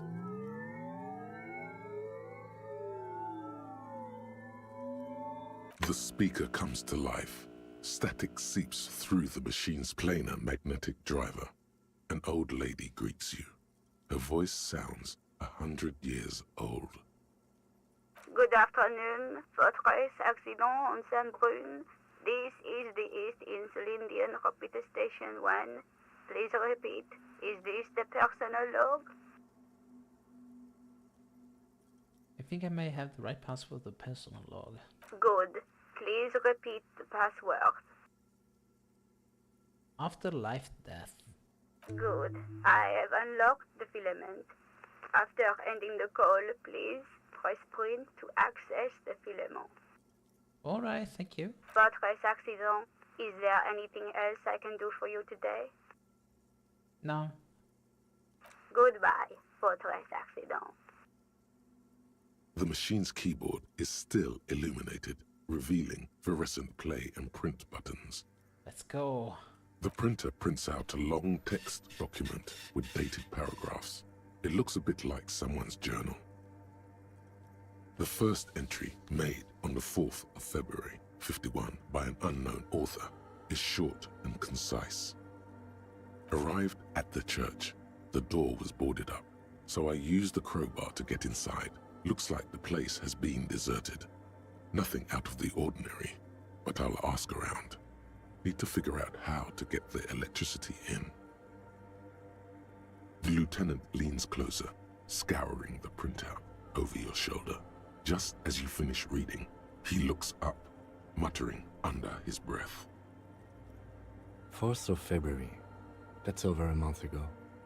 Whoever set up those machines has been here for quite a while.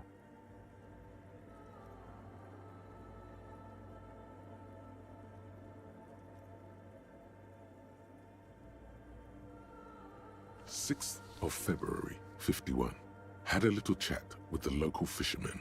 Said I shouldn't go near that place, that the church was spooky and ridden with narcotics.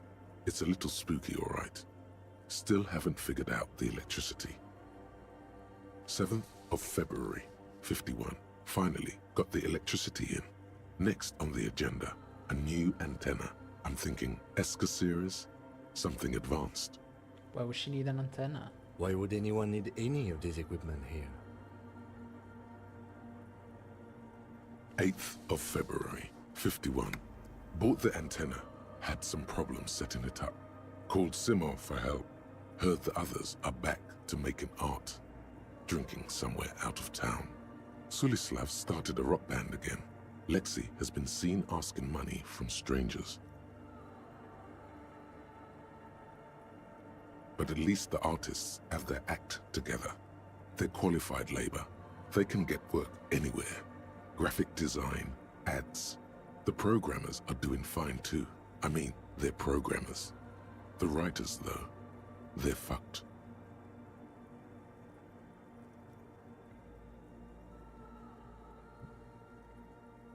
I just have to find out what caused that data loss and be done with it. Still don't understand how it managed to wipe out the backup, when the backup wasn't even connected to the front. I know. Everyone thinks it's impossible. They say I must be lying. I'm here to set it right. A data loss. Seems like something to do with radio computers. Unfortunately, I don't know enough about them to understand what the author is saying. Something about the backup data getting destroyed, and how everyone thought it was the author's fault. Let's just keep reading. Artists, programmers, Lexi, who are all those people? I think these people worked in the radio computer games business. The one we saw in the Doom commercial area. They must be our former co-workers. So the guys who were working on the game. I see. 12th of February, 51. Brought some food from the grocery store. Apparently, there's a strike going on in the harbor. Definitely not happy to see the Martinez people again. Everything's now set up in the church. Going to start working tomorrow, 8 a.m.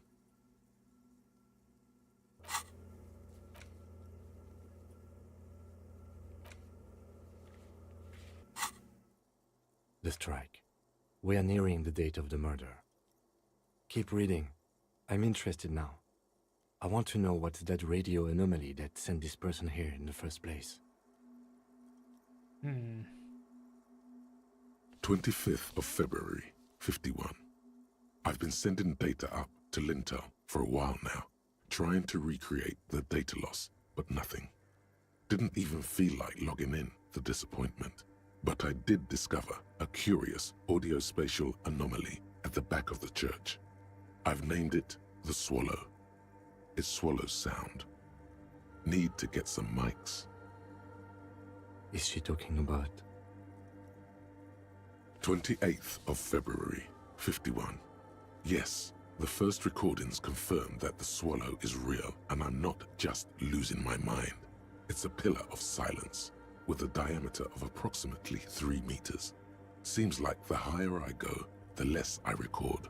This might be a coincidence, or it could be connected to the data loss that led me here. The pillar of silence. She is talking about the silence. Is she suggesting it's more than just an architectural quirk? What could it be? The lieutenant doesn't answer. He follows your gaze, studying the basins. The water shines in them. No ripples. March 51. Some kind of young disco men have appeared next to the church. I've been trying to record the silence to find the epicenter, but now it turns out I've also been capturing the future of dance music, one neo-disco song over and over again. Fortunately, the song is so monotonous, I was able to devise an algorithm to factor it out. The other day, one of the disco men came in. Before I could even say hello, she got scared and left. Good, I don't want anyone distracting me from my work. That disco man must be a cell. The girl on the ice? Sounds like her, yes. March 51. I got a call from the repeater station. Someone has tried to access the radio computer in our old office in Martinez. Can't do anything about it. The storekeeper still doesn't want to let me inside the building. Thinks I'm part of some kind of curse. How Martinez of her.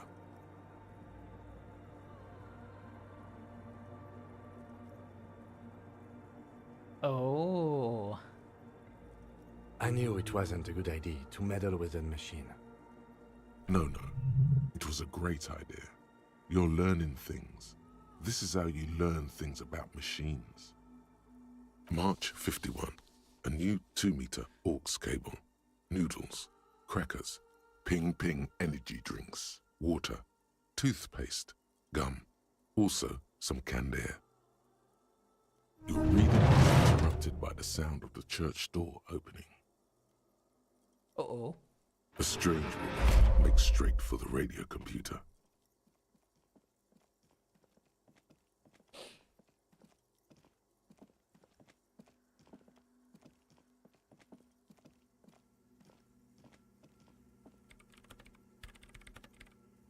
And she doesn't say a thing.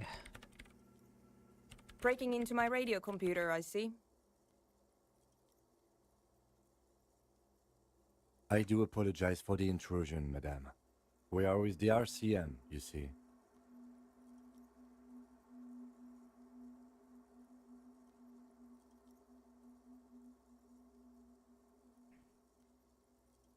You're not just breaking in, I'm pursuing a mysterious lead, searching for my lost identity. You won't find any answers from here. It's just me and my computer, and it has been this way for weeks. Now please give me some room. I need 2 seconds to see that you haven't destroyed anything. We should talk to her after she has rebooted the machine.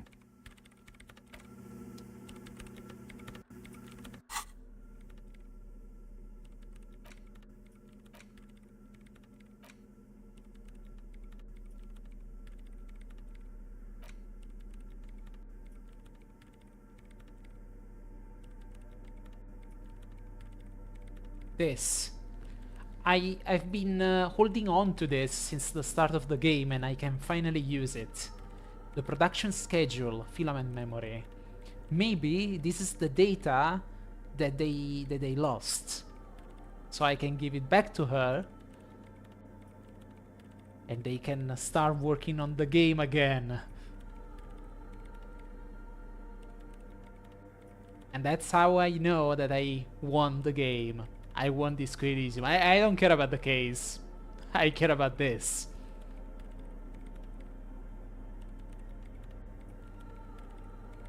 This is not about Harry's identity. This is about my identity. Okay? This is important for me.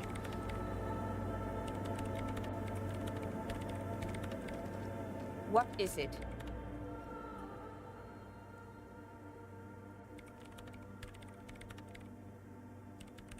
Hey, are you the lead programmer of Viral and Feather by any chance?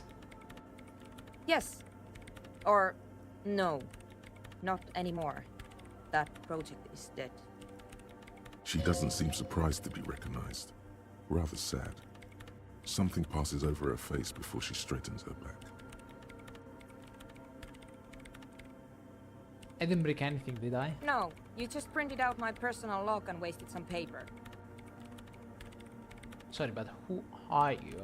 What are you doing here? I am Soona Luukkanen-Kilde, the former lead programmer of Fortress Accident and RSA radios. I have over 16 years of programming experience, and I'm proficient in both Vox and Orbis languages. If you're not here to hire me, I don't really know how I can help you. Did she say over 16 years of experience? She must have started programming when she was still a teenager. Have you seen the Crabman? No. But you know he's around? Yes. It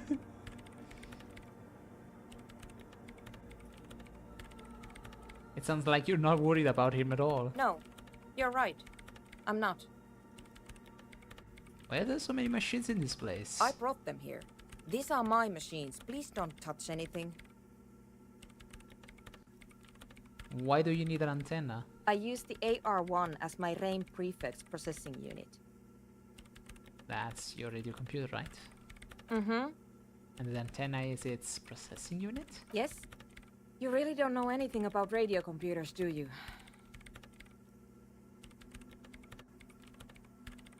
I know a little. Not really. All right. Well, all radio computers perform operations up on air. So in order to gain more processing power, you need to invest in a good antenna. I mean, makes sense, because it's a radio computer. It gets the information from the radio. I see how it is. What a strange technology. Getting processing power from machines connected through radio? How does that work? Like you can get more processing power with an antenna because the antenna gets more radio waves. How?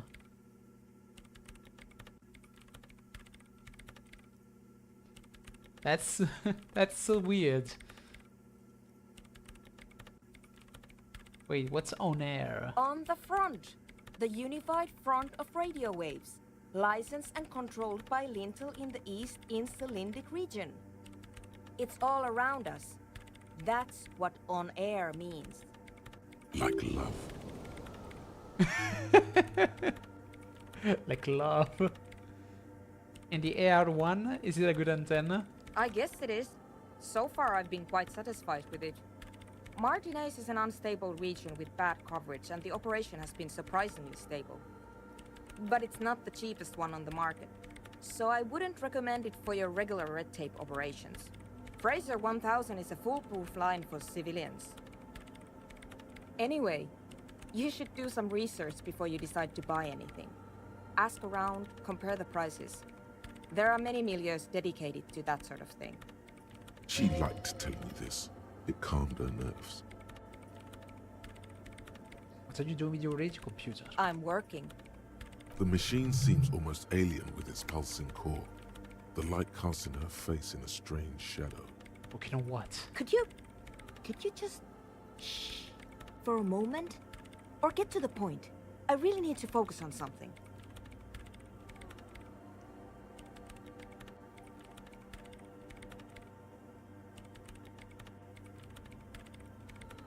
I really can't wait. I'm just excited, you see.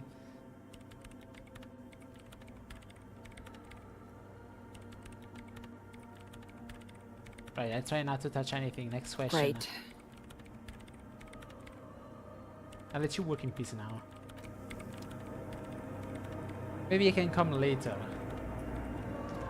What's this? In white, silver, and apricot faience, the young mother of humanism stands above you. A crack runs across her body. She is impossibly tall, oval-faced and sad, a dark and radiant majesty. This is her innocence, Dolores Day. Cradled in her arms are a pair of glowing lungs, clearly visible from underneath her flowing dress. You should kneel.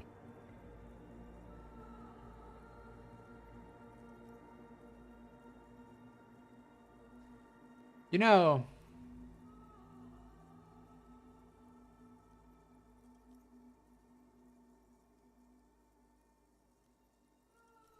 well,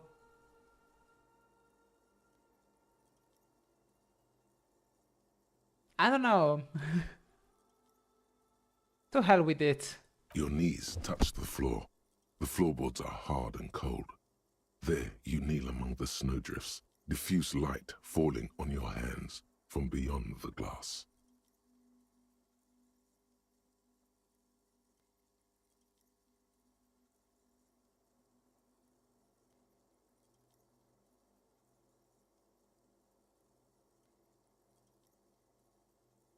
The world is silent, but for the creaks and cracks of the massive wooden structure behind you, it covers you from the wind outside. The ocean feels distant, its ebb and flow blocked off by the centuries-old pinewood sarcophagus around you.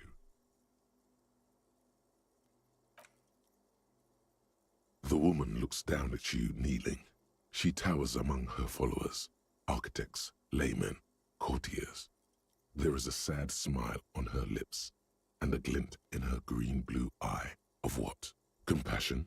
Remorse? She acknowledges the passing of someone who is still alive. You.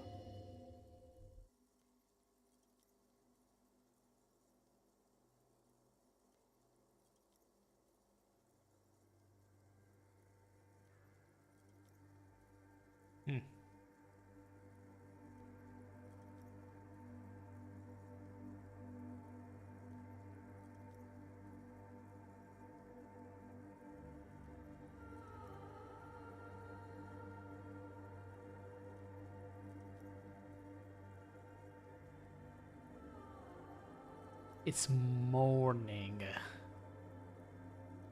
As that terrible word passes through your mind, the lieutenant draws an X-shaped cross from shoulder to shoulder.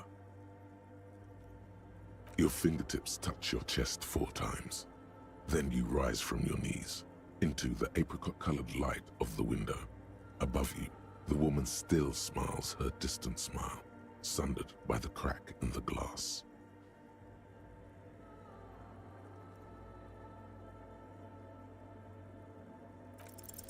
Despite the damage you've done to yourself, the title appears lodged in your hippocampus. This is her innocence, Dolores Day. The innocence of humanism, internationalism, and the welfare state. Perhaps the most famous human being ever to have lived. No amount of Commodore Red can wipe her sad smile from your brain thing. It has survived the deluge and haunts you still. And will haunt you forever, as it haunts all men.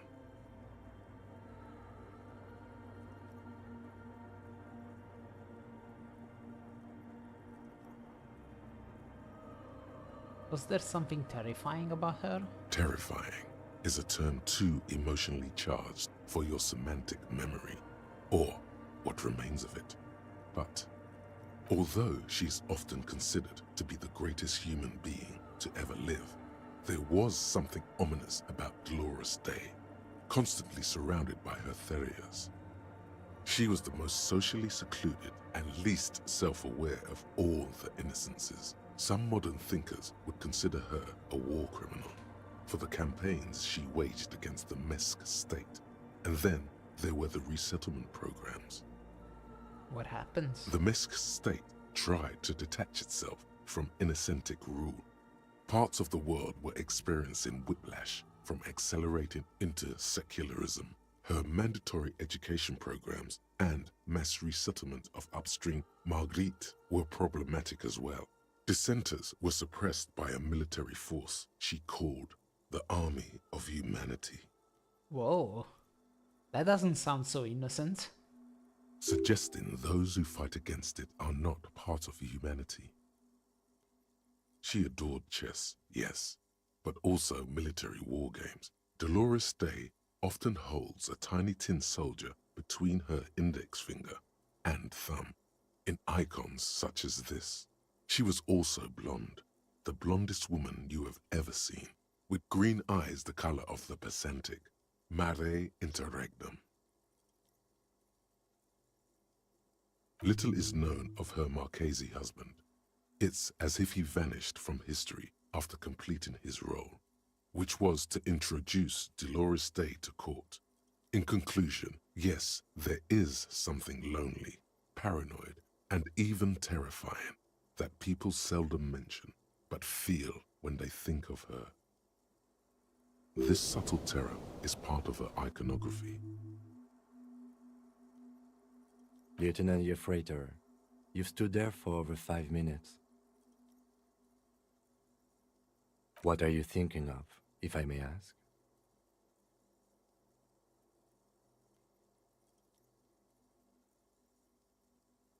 War criminal.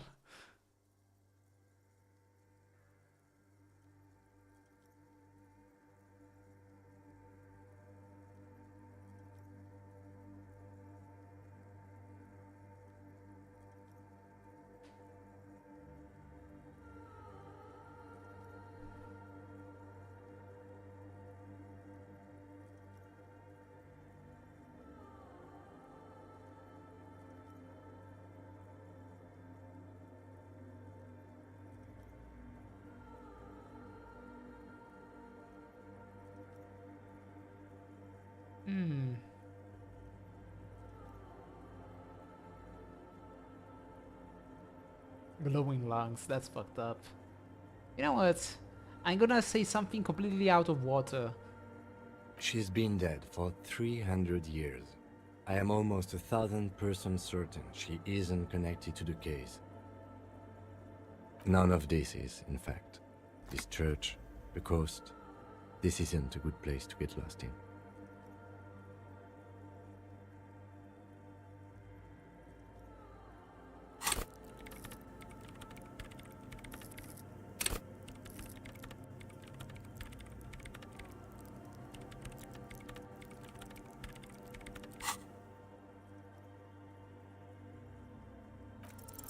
The shards glimmer in the dark. You see little pearls of light on the edges of the crack that splits the female figure. Something was written there. Remains of broken letters line the emulsion. What it said, you do not know.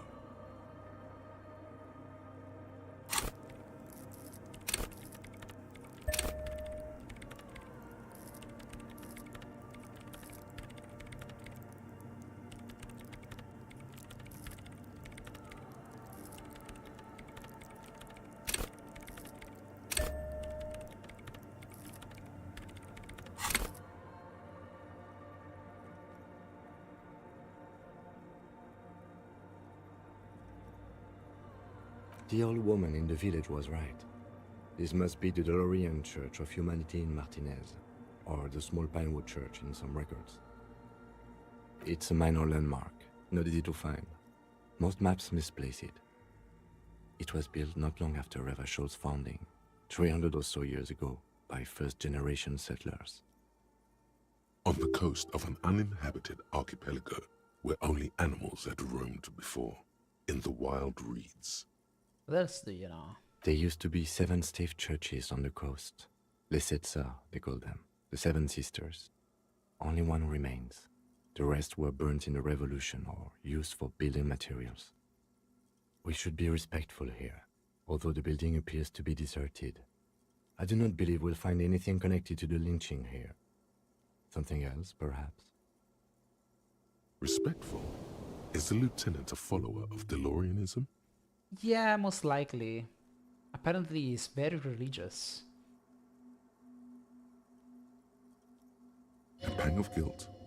The lieutenant is leaving something out.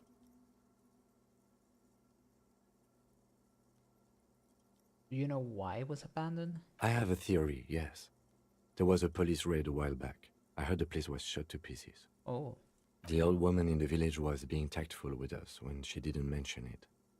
She has more respect for the RCM than many around here. Who conducted this raid? Well, your station was involved, I hear. Although I can't be sure. How come the lieutenant isn't sure? Is this confidential information? Not sure. 3 precincts were involved in the raid, and people say Precinct 41 was one of them.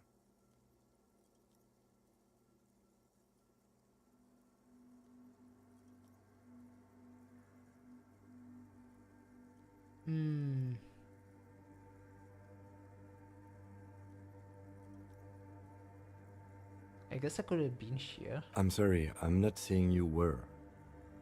It was a clandestine operation. I don't know anything about it, why it was conducted or who participated. I try not to pry into extra-district matters. If I was here, I should find out what I was doing. Good luck. You will not get information on a confidential operation from your station secretary just by calling. If you really don't remember, it might be better to keep this one forgotten. It happened a while ago. It's unimportant to our business in Martinez now.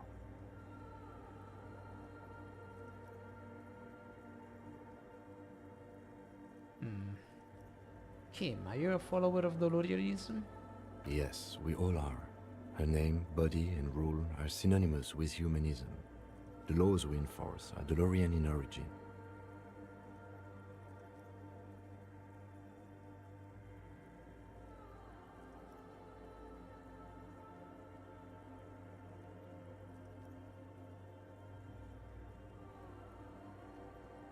I didn't think you were spiritual. It's not spiritual, it's constitutional. The Dolorian system does not demand faith, only accordance. Okay, hold on. I need to dress to impress.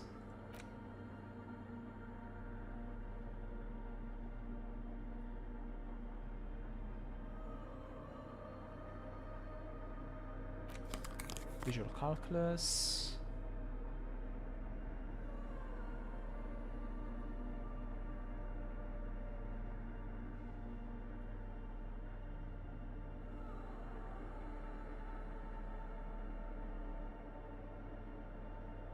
Visual calculus.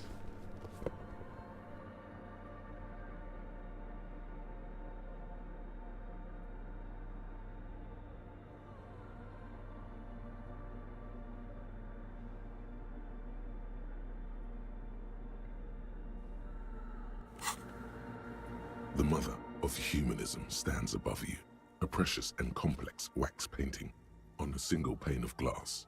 A crack runs across the length of her body, her face oval and sad. A jigsaw of broken shards falls into place in front of you, a ghostly reconstruction of the stained glass window. Before it was shattered, there was an older woman beneath the younger one, and a text, a light motif below them both.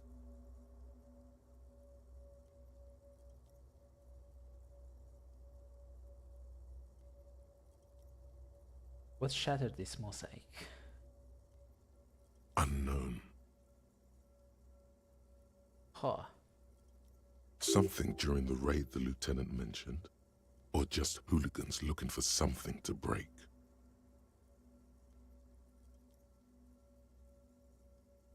Who is this older woman?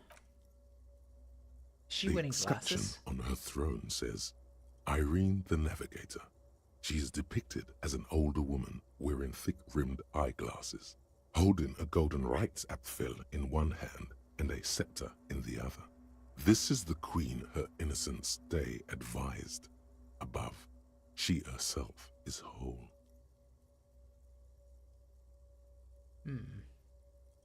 Small figures of wise men, common men, worshippers walk up the stairs to stand at her feet. Secret servicemen, Theriers, stand in a row guarding her. It must have taken years to produce this work in all its dizzying detail. What about the motto? Below both women, in luminous black letters, Après la vie, mort. Après la mort, la vie de nouveau.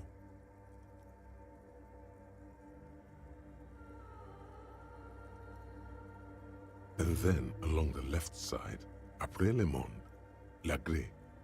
Après le gré, le monde de nouveau. After life, death. After death, life again. After the world, the pale. After the pale, the world again. This is the great leitmotif of humanism, a summary of the effect of the discovery of this isola, the Insulindian, on human thinking. A tremendous sea change akin to finding life after death.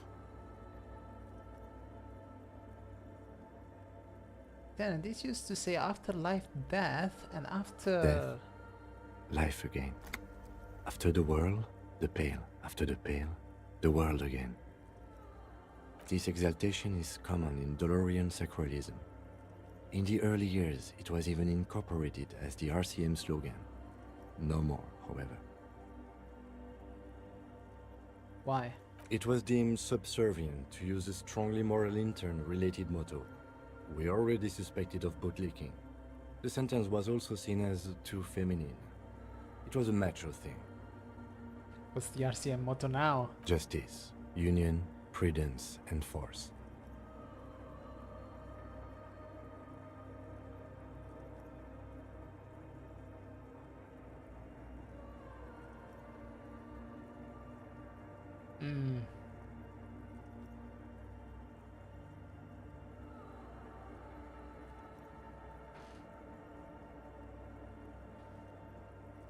I mean, I can see why the RCM decided against the old slogan, because if it's more religious than anything, it really feels like, I don't know, if it's too spiritual for a police force to have a motto like that.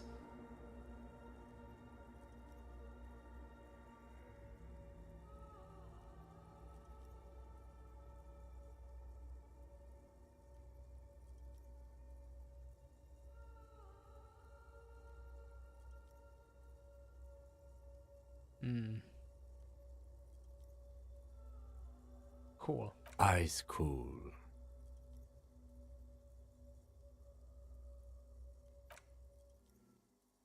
The mother of humanism towers above you, a wax painting on a cracked pane of glass. Nothing has changed in her expression.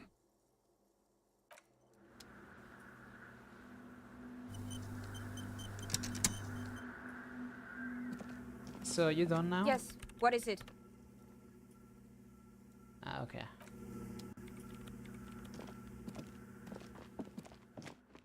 I can come back later.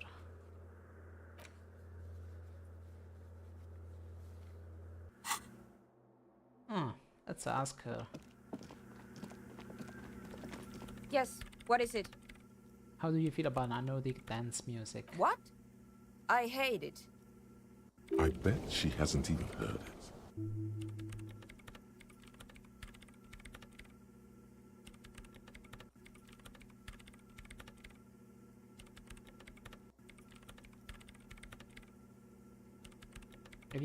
Have you even listened to it? Like actually listened?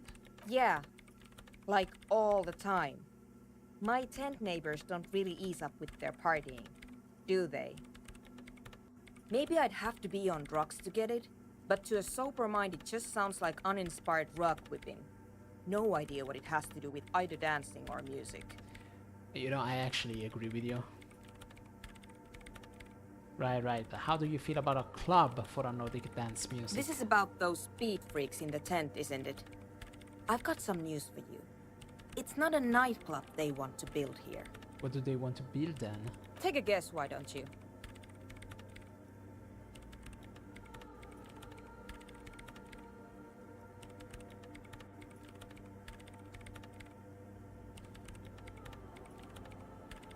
A petting zoo. A place for animals. I can't believe they got you so easily. Go have another talk with those up-and-coming entrepreneurs, will you? Thanks. Good luck. I'm not coming in there. What are you doing in an abandoned church? You really like those questions, don't you?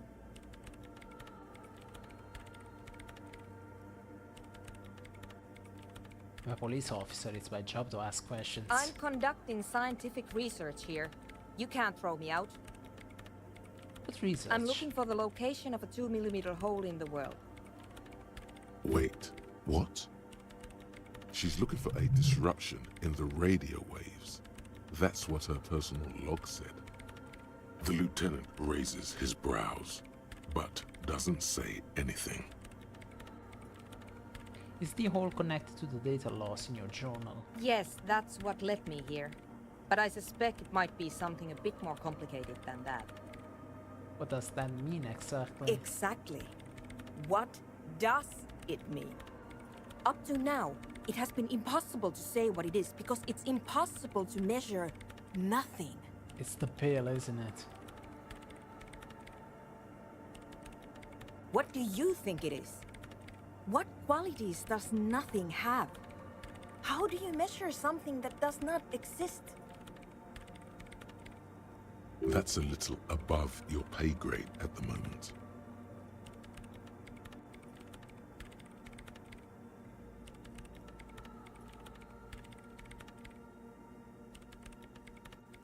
Hold on a moment, does it mean that we're now living in a world that has holes in it? I don't know.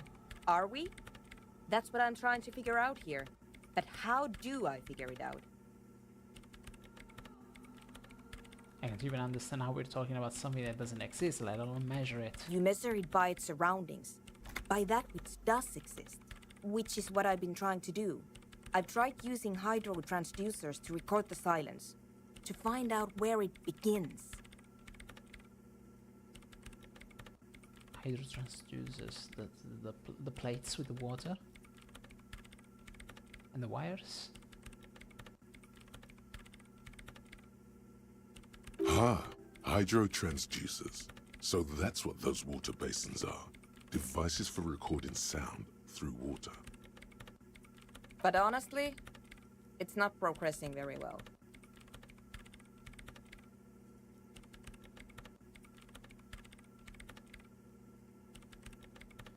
Do you have an idea where this hole might be located? Somewhere underneath those roof beams, I assume. Only a faint crisscross of rafters can be made out from the dark. Most of the tower disappearing into the shade. Why there? There's this place at the back of the church. A place where all audible vibrations seem to decease. I've named it the Swallow. And the higher you go, the less you record. The Pillar of Silence? Are you sure it's not just an architectural quirk? Maybe, but it's oddly close to the physical coordinates of the data loss that led me to this place.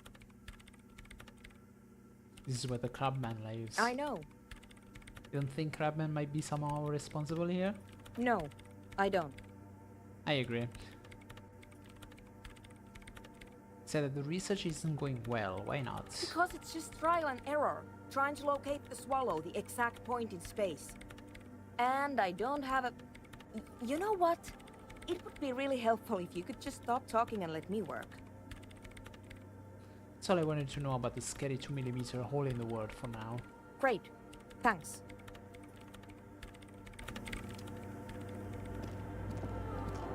I am really into it. I wanna know more.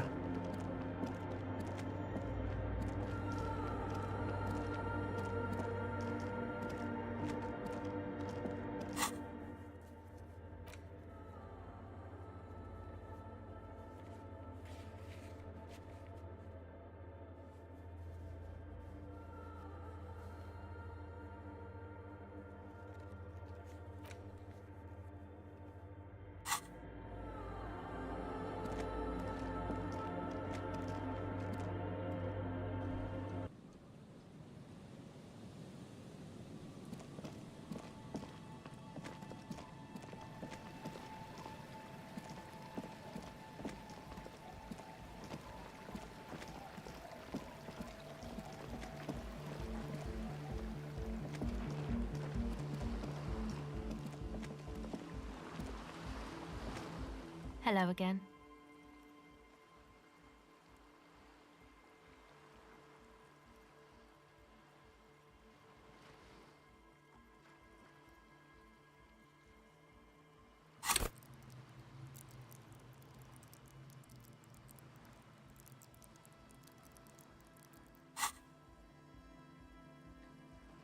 Wanna try?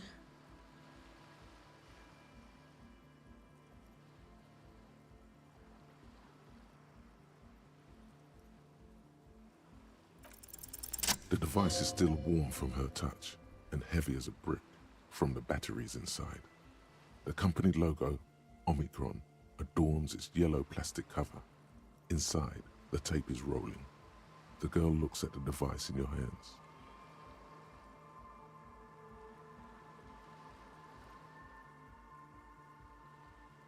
I'm sorry you have to sit here on the ice, feeling miserable at your age or at any age in this weather, waiting for it to get dark.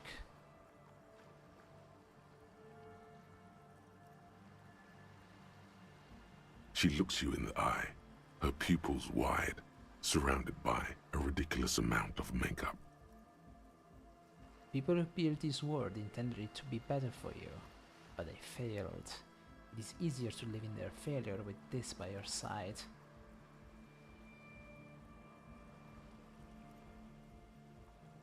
The wind howls. She remains silent. It's real. Tell her.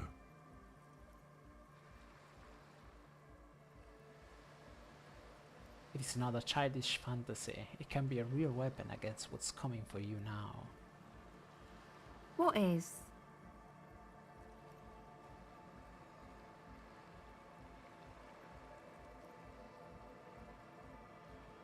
I'm once again reminded how Contact Mike rose from the slums of San Baptiste to the top of the boxing world, overcoming adversity and serious brain trauma. Nothing is coming, nothing he would knock out in 3 rounds. The real fight is for the right attitude.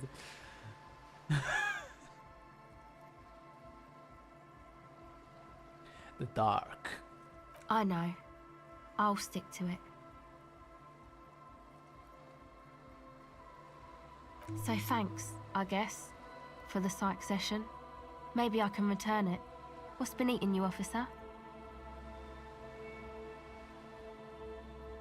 Is it eating me? There's nothing eating me. Come on, I can tell. But, okay. Be a boyadero about it if you want to. I guess there is something that's been making my life hell. What is it?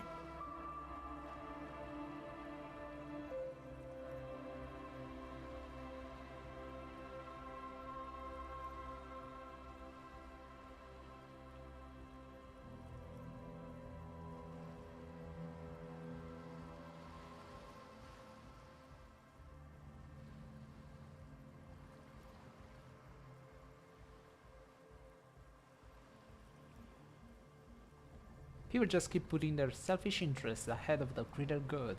Oh, really? Yeah, I don't want to understand that sometimes you got to make sacrifices for the sake of progress. It's all very distressing. So, the thing that's been eating you is the slow pace of social progress.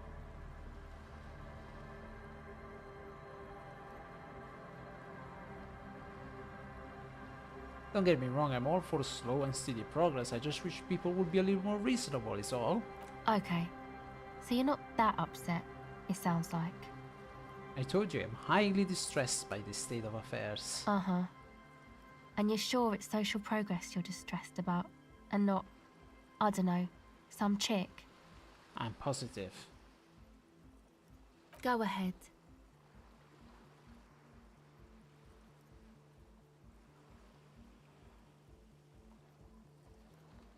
My associates? I haven't got much to say about them. Just answer the question, please. Sorry. I just don't tell people about my friends and who they are and so on. I don't provide information on them. To the cops. Aha, okay, maybe let's leave them all to this. Don't know what makes you think it'll be any different later, but...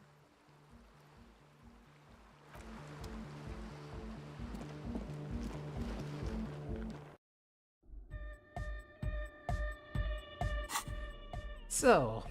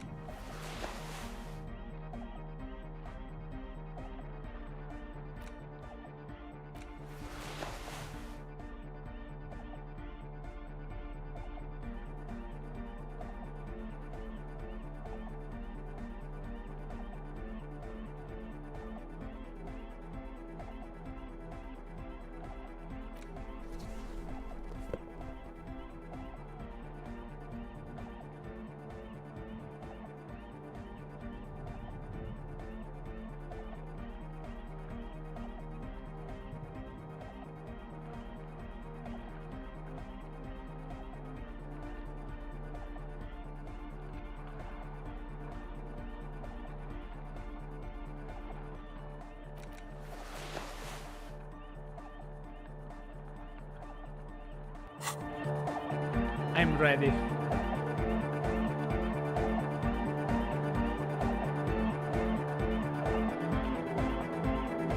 We're close. True, hard, full, car.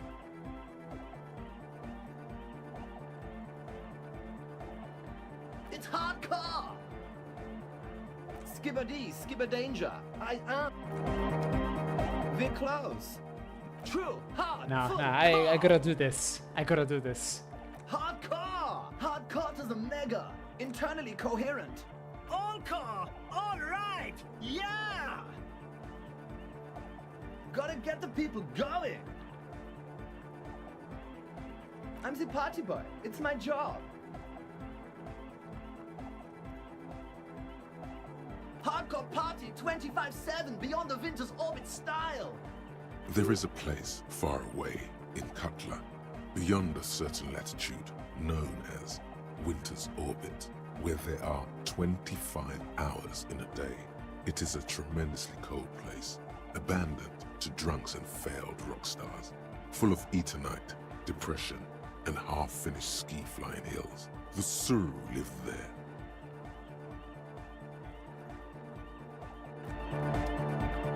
We're close. True, hard, hardcore. Hardcore to the mega. Internally coherent. All car, all right, yeah. Gotta get the people going. I'm the party boy. It's my job. 2 on a track. Watch your back. Watch out for the heart attack.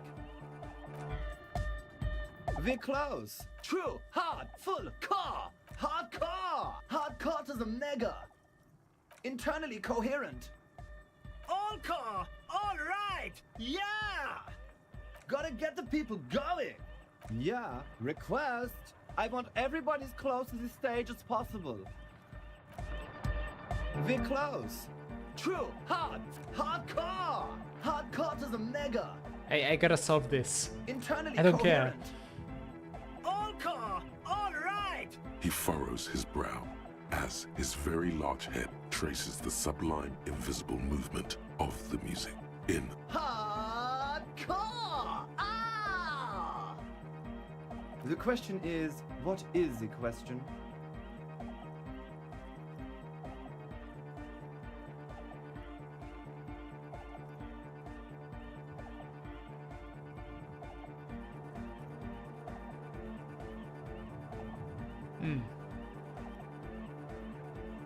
But there was a question?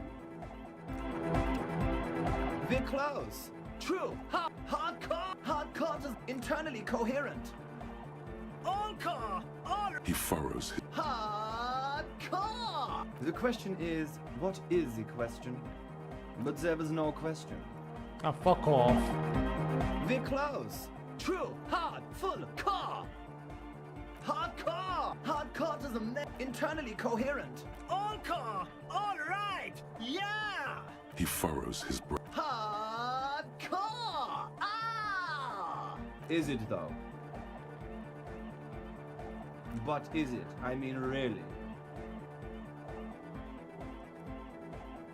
The question is, what is the question?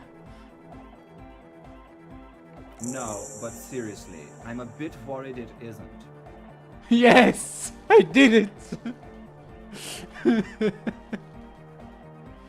Question is, what is the question?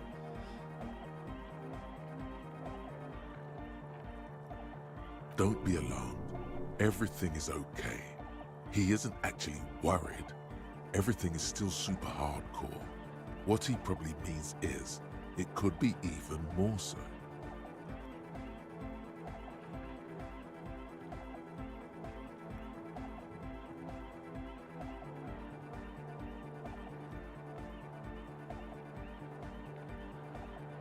Why are there lungs on your belt buckle?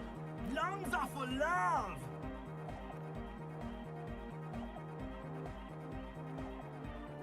L'amour, la compassion, l'autodiscipline. Love!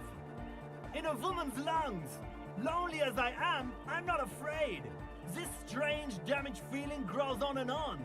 'Cause I've never loved someone like you before. A dopamine surge accompanies the words. It feels like electricity flowing down your scalp, dissipating into your neck.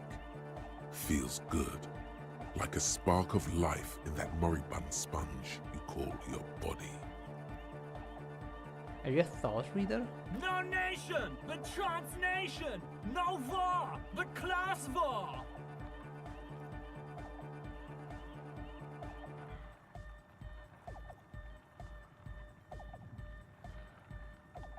You're a communist? You're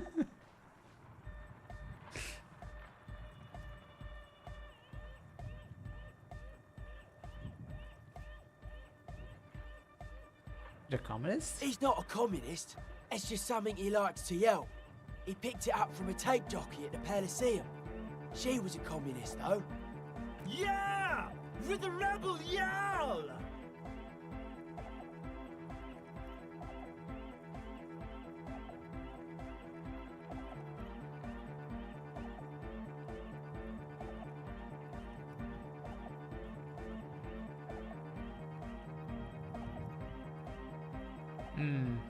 It's good you're not a communist anyway. You should be an ultra-liberal. I can be an ultra. If you want that, do you want me to be an ultra? Please don't turn him into an ultra-liberal. Oh, jeez. Please don't do that. There's enough exploitation in the world.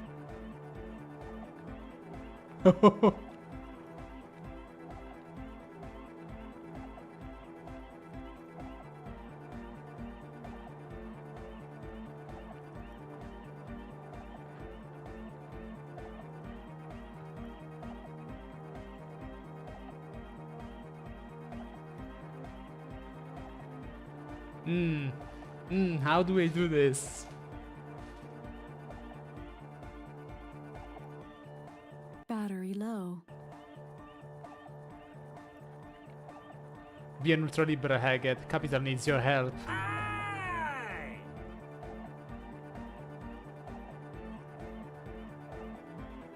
Does that mean you're a thought reader? Don't be a lunatic. Of course he isn't. Jermaine here just yells random things. Odds are, sooner or later one of them will come off as fault reading. Yeah! Reversion imperative! Unless you were thinking Reversion imperative right now. Anyway, I've had a similar thing happen with eggs yelling. I know what you mean. But I was thinking eventually imperative. That's fucked up, man. Lying like that. And a cop too. Tell me something else, I guess. Capital rules the nation!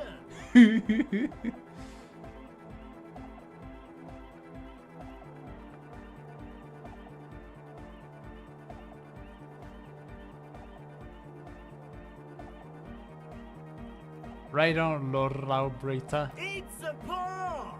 Eat the poor! You swear you feel the profit margins reflecting off Jermaine Egghead's giant smile.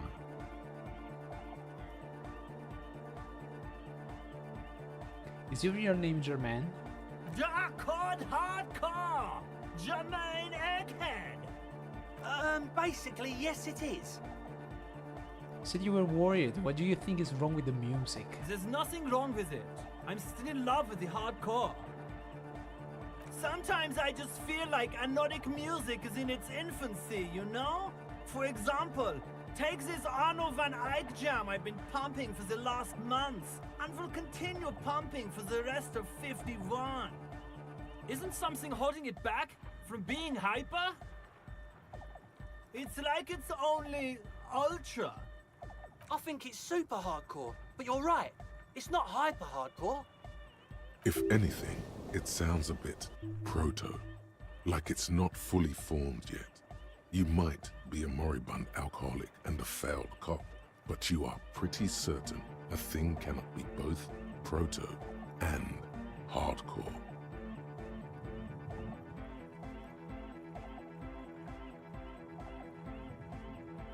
It's proto. Wow! Culture cop! You said it. I think you might be right. But how could it become hardcore then? I know it in my heart, but cannot think it in my head. If this is not hardcore, how could anything be?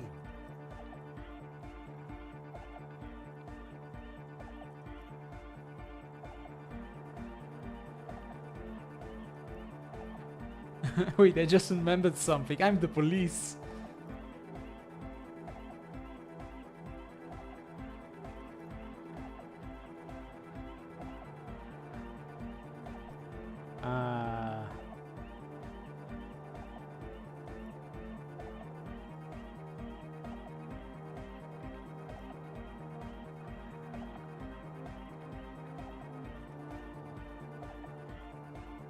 Try to think if anything will make it harder core. What?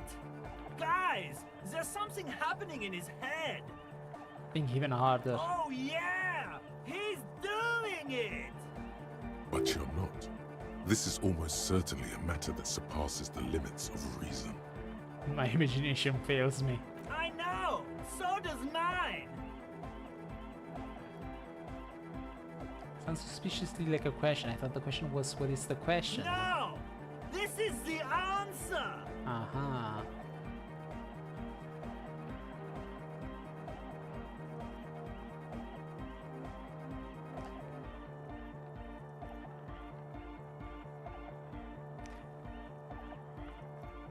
I don't really know the purpose of these two answers here. Wait, I just remembered something. I'm the police. Uh-huh.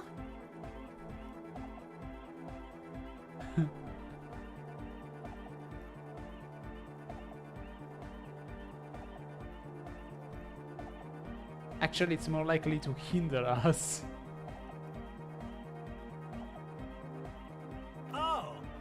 Oh! I can't help you with this right now. I need something else, something extra. Yeah! Capital is salvation!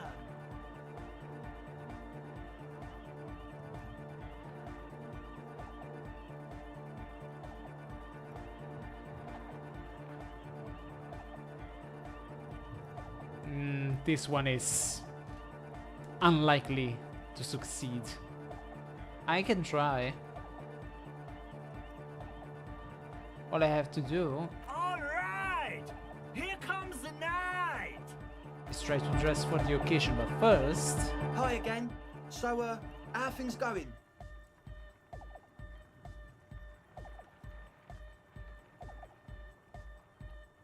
I can try.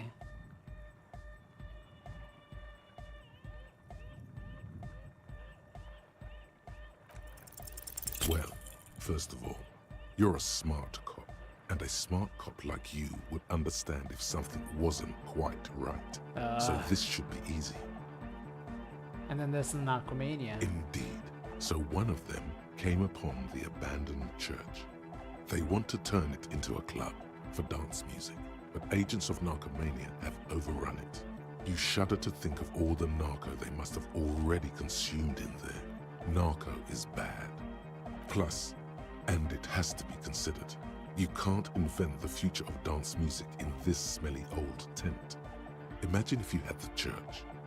That settles it. Analysis complete. Their story checks out. No. And? What happened? Talk to the crab man. Oh man! Who is he? What did you think?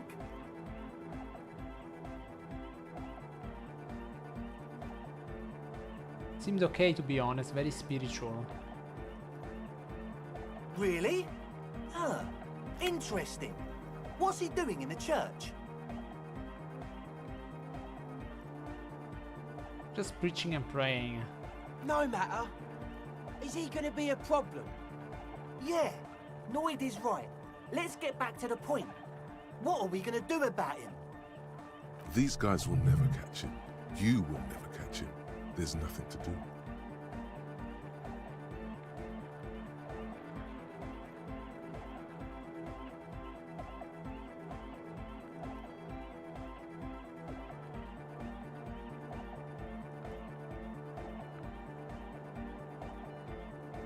No.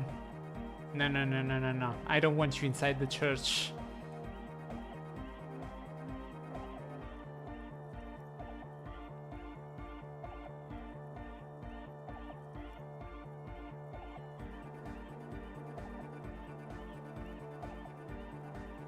As far as I can tell, it's not going to leave. It'll climb around there, and guys, you'll never catch him. I don't know, man. Doesn't it feel like a major hindrance to you? A spooky guy climbing around when all the guests are trying to have nice, friendly hyper time? Just going to have to live with the crab man. I guess it's not a massive problem, now that I think of it.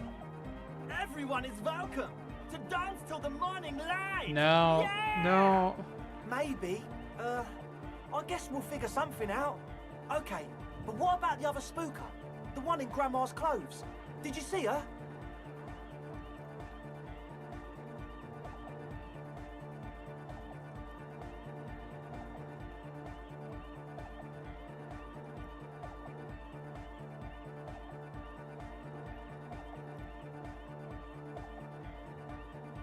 Nah, I want to talk about something else. But do let us know if something changes in the church.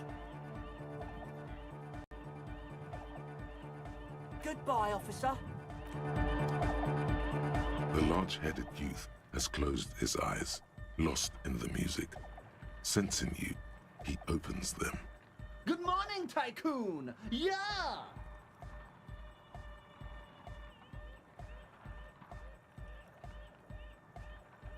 Oh, right. Almost forgot.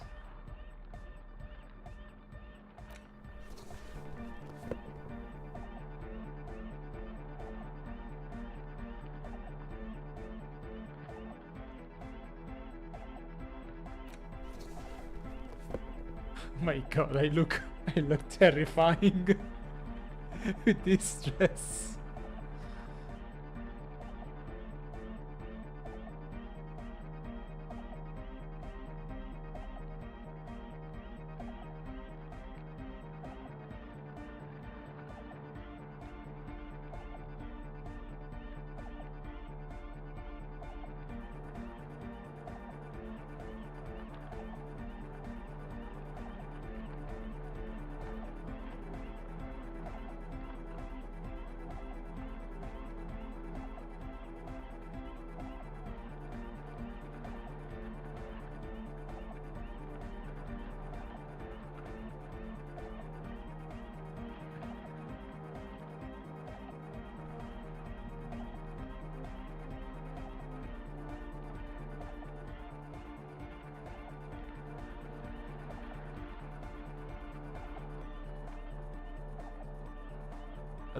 My favorite part will always be the part where I had to make that jump, and I decided that the best way to do it was to remove my pants.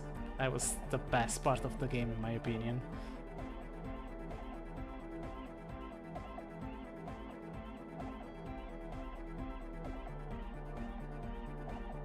Okay, let's try. The large-headed... Good morning, Tycoon! Yeah! Nah, not going to work, I think. I'm gonna try it just for kicks. No, that would be silly. Your body isn't for thinking. It's for robust, wholesome things.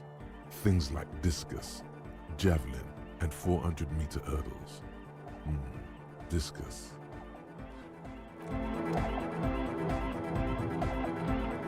Huh?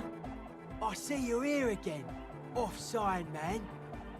Did I mention getting us into the church would help? A sticker? You mean the yellow one? Can you describe it to me? Interesting. He wants you to describe it, though he already knows what it looks like.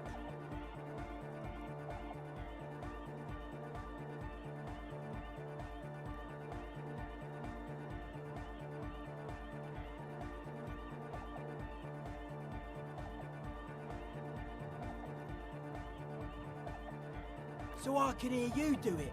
Sometimes the outside gaze helps us reflect on things. Noid, don't bother our guests with your games. Piss off, Andre. Me and Mr. Cop are trying to discuss art. You shouldn't talk like that.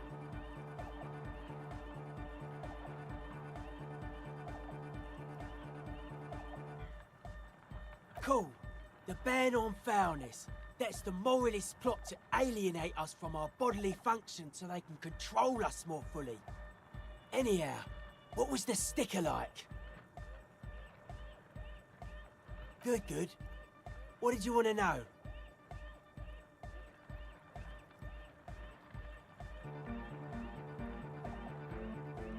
What makes the sticker so modern? Simplicity was brought to us by classical soul artist modernism, but that was a tasteful, harmonious simplicity, right?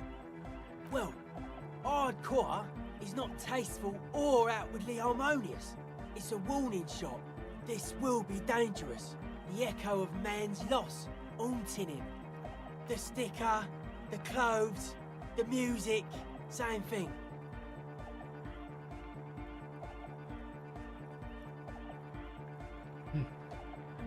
Seems awesome.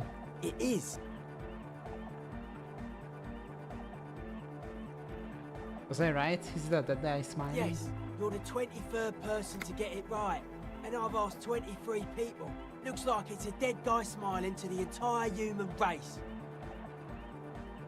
Why do you think that's so? We're all the same. Same eyes, same smiles, same death. Okay, what does it mean? He defeated history. We are living in the age of history, and in the eyes of history, we are always already dead. How can we ever smile then? Because history is a lie, and so are its deaths. The present moment and life are the hardcore. The hardcore expels death. Or maybe he's not dead. Maybe he's just really ecstatic about the beats. Or drugged out of his mind, come to think of it.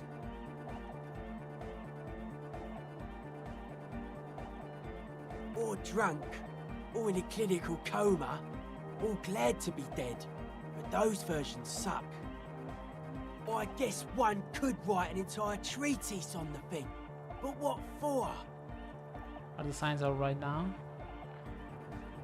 Nah. Still strongly out of sync. Stage gamma disalignment. You heard me. Ah, you're not getting into the church.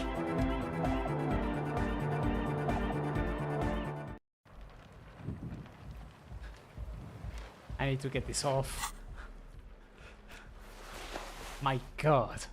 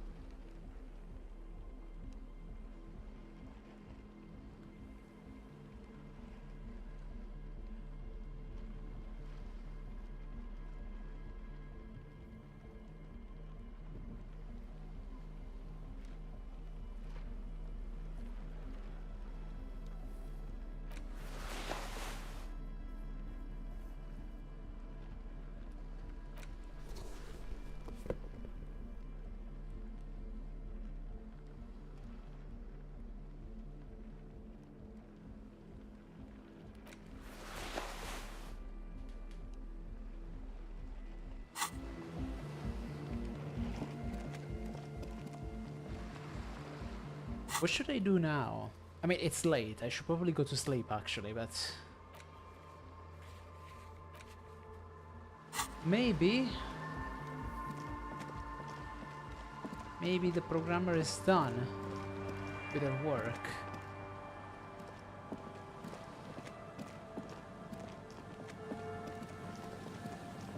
Let me check.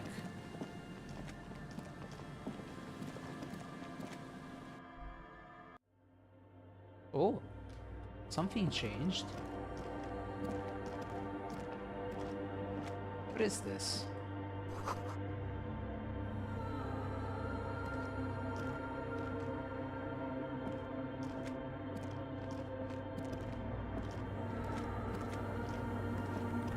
Yes, what is it?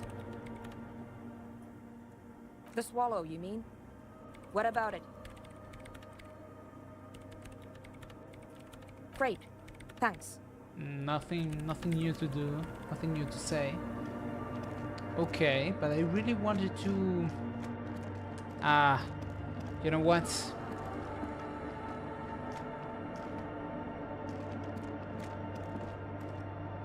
I'm gonna go back to the doomed commercial area. Yep. I'm gonna do this. Is there a way to fast travel? Yes.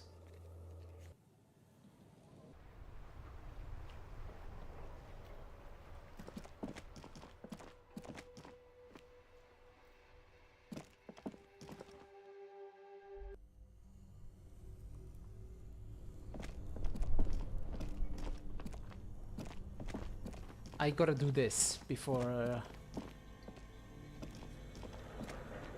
ending the stream.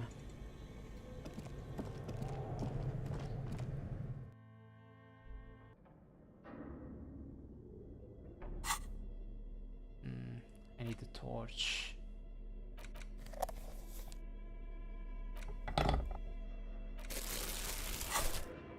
always keep the tar bag by my side. Tiles on the cube are still smoldering, casting the framework in a soft glow. Like a smooth draw, the filament slides into place. On the keyboard, the play key starts blinking. The speaker comes to life. Static seeps through the machine's planar magnetic driver. An old lady greets you. Her voice sounds 100 years old. Good evening, Fortress Accident en rue de Saint-Ghislaine. This is East Insulindian Repeater Station 1. Please repeat. Is this the production schedule? Yes. Good. Please repeat the password. Afterlife death. Good. I've unlocked the production schedule. After ending the call, please press print to access the filament. Really? She just used the same password? Maybe those radio computer guys aren't that paranoid after all. Fortress Accident. Is there anything else I can do for you today? That's everything, Yvonne. Thank you very much. Thank you, and goodbye. Tiles on the cube are still smoldering, casting the framework in a soft glow. Fluorescent play and print keys shine on the keyboard. With a quiet determination, the printer starts printing, a piece of paper unfolding like a handheld fan. A black crisscross of letters covers its surface. It's a project report written by the lead producer, Andrew Andy Schott, about Whirl Untethered, a radio game developed by Studio Fortress Accident. Let's go. The first few pages give an overview of the capital and workforce, while the rest of it seems to be a production schedule. Read about capital. I want to know about money. In its short time of existence, Fortress Accident SCA managed to burn through truly insane amounts of money. Nice. I see that they were not afraid. The first tranche of seed financing brought in 150,000 Riyal, but then came the delays. Eventually, the damage reached 400,000 Riyal, with only half of the game finished. Where did they get all this money? Let's just say it was a real adventure for their Igaunian investor. Read about the workforce. Who worked there? How long? Fortress Accident employed 18 people. The bulk of the team composed of writers and concept artists.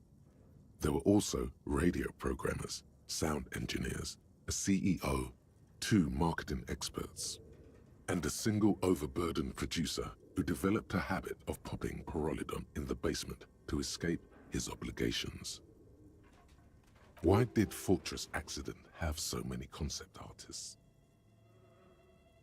Now that you mention it, it's a radio game. Yeah. So why illustrations for a radio computer game?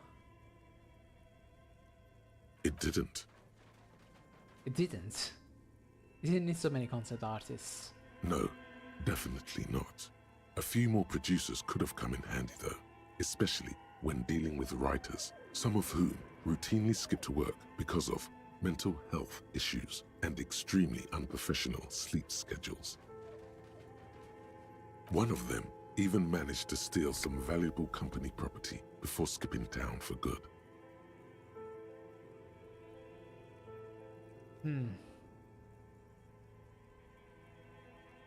The production schedule depicts their glorious descent into bankruptcy. Because of the concept artists? Not the concept artists.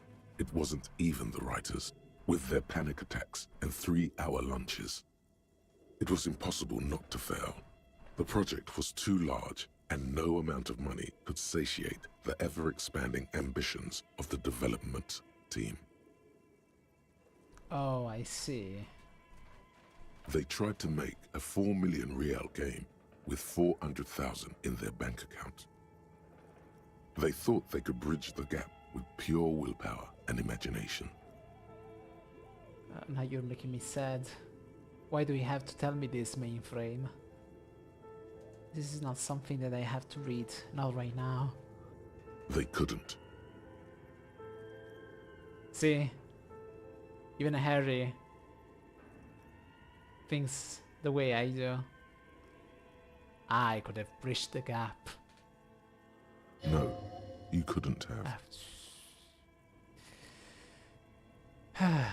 What do you mean? I totally could have. Definitely not. You too?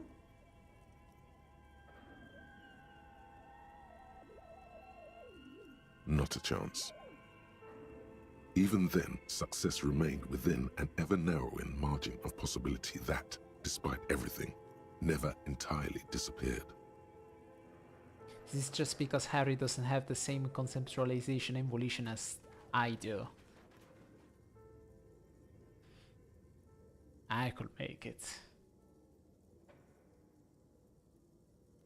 That is until they discovered the Valley of the Heads. The Valley of the what? At the 11th hour, the lead designer, Jimsk-born Suliswav Jalisa, decided that what Wirral Untethered needed was a secret mystical location at the extreme edge of the map. This place was to be the Valley of the Heads, where the heads of all the headless constructs could be found. The player would have been able to choose a head for their headless party member, and each head would have been voiced on air by a professional actor. This is some insane shit. Who are those people? The world had never seen their kind before, and might never again. How many heads were there? So many. The last count, there were approximately 10,000 heads for 10,000 headless men, all of which could be endlessly recombined. How many combinations could you make out of that? Do you really want to know? There seems to be a calculation here, but it may take a while. Yeah, how bad could it be?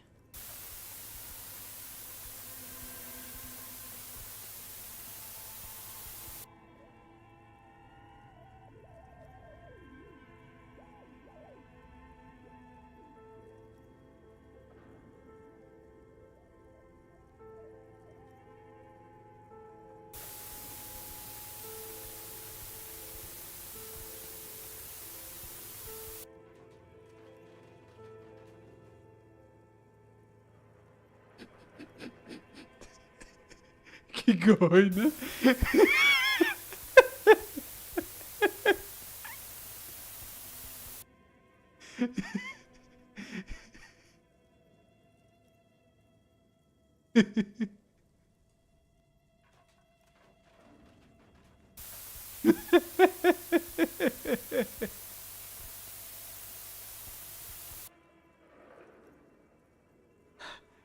I think we're gonna, Kim, I think we're gonna run out of paper here.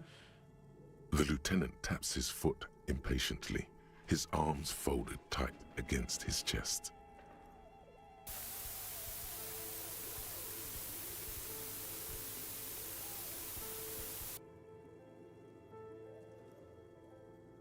What have I done?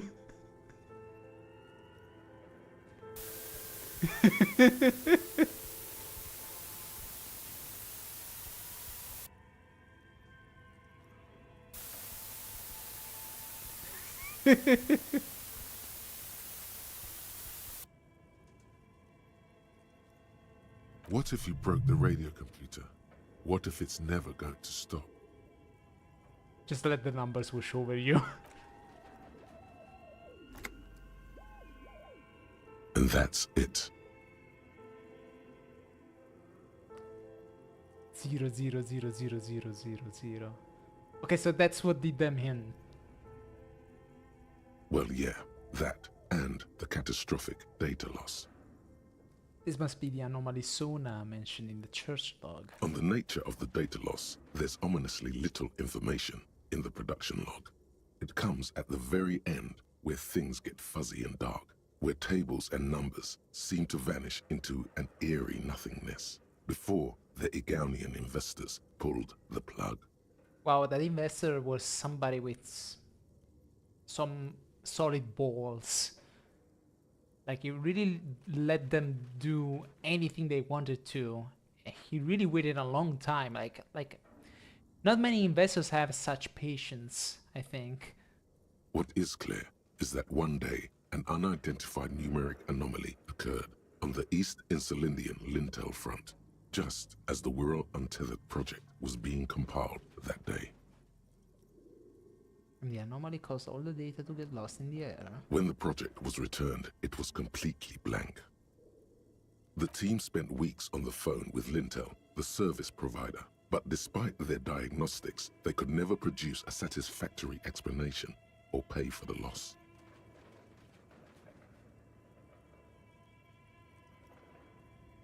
What? They lost the whole game and wouldn't even pay for it?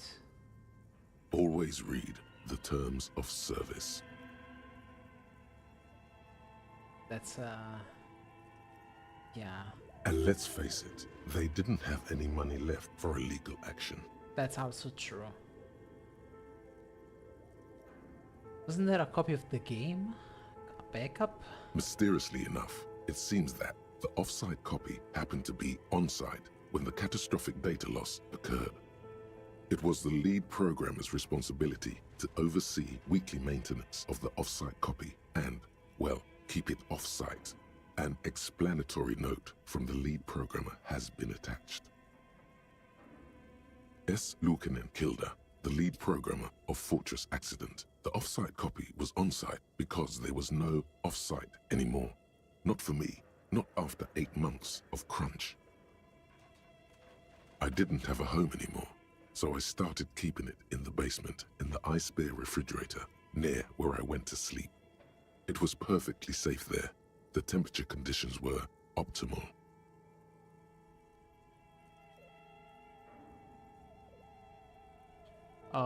In the ice bear refrigerator. It's not very convincing, is it? Her former colleagues would agree with you. Is there anything else from this little programmer? The production schedule ends with a few random notes that seem to be added sometime later. 4 months later, by an unknown author. I am the only one left, and it's gotten rather damp here. A few other businesses have gone under, too. Slipstream switched to making skis, and the hairdressers just left, cursing Martinez. They're right, though. Something's seriously wrong with this place. Martinez, all of it. Still haven't got an answer from Lintel about what happened. All I could get were the physical coordinates of the error on the East Insulindian front on that day. Since the computation happened on air, I reckoned it had to coincide with an actually existing location. I have compared the coordinates to a map of Revachol West. Turns out it's only 800 meters from here. The address is Saint-Brun 1147. I am going there to look this thing in the eye. Saint-Brun 1147? That's what the street sign next to the church said. Okay, we're done here.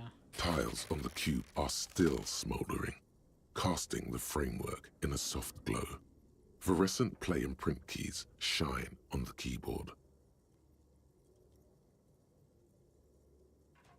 The filament slides out of its glowing nest.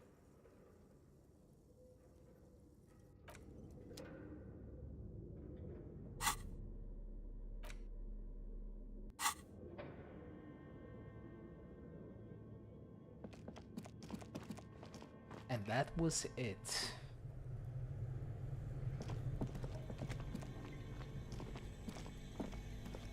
The bear's eyes are still glowing red.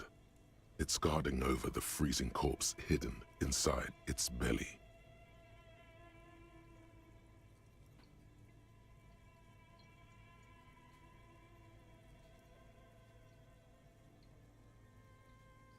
Oh man. The moment those boys called me smart, they ruined this man. It's incredible.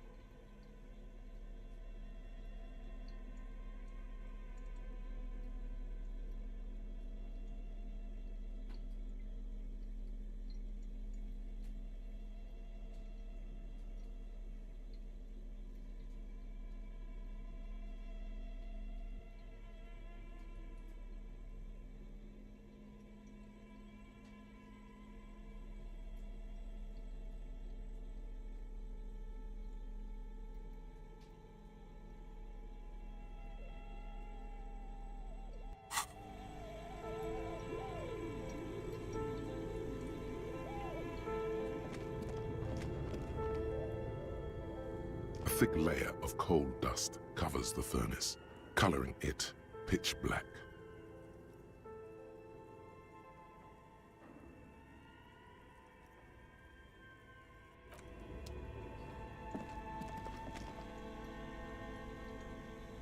Okay, I think that's enough.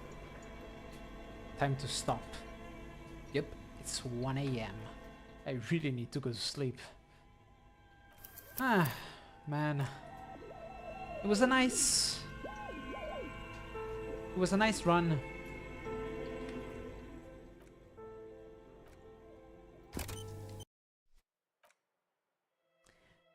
I'm kinda bummed out by the whole, I don't know, the interaction with those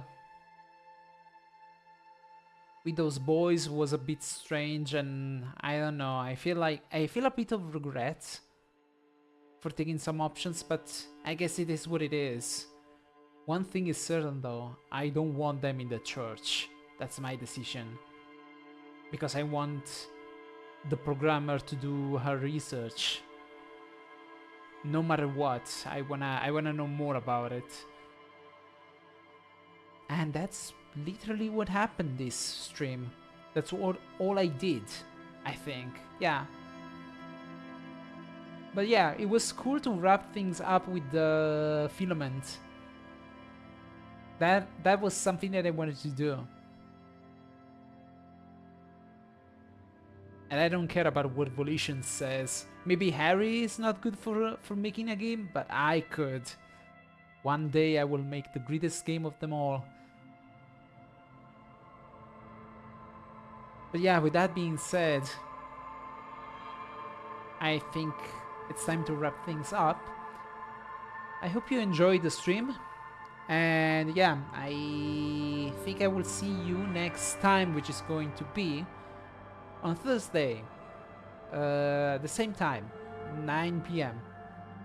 So thank you very much for watching, and see you next time.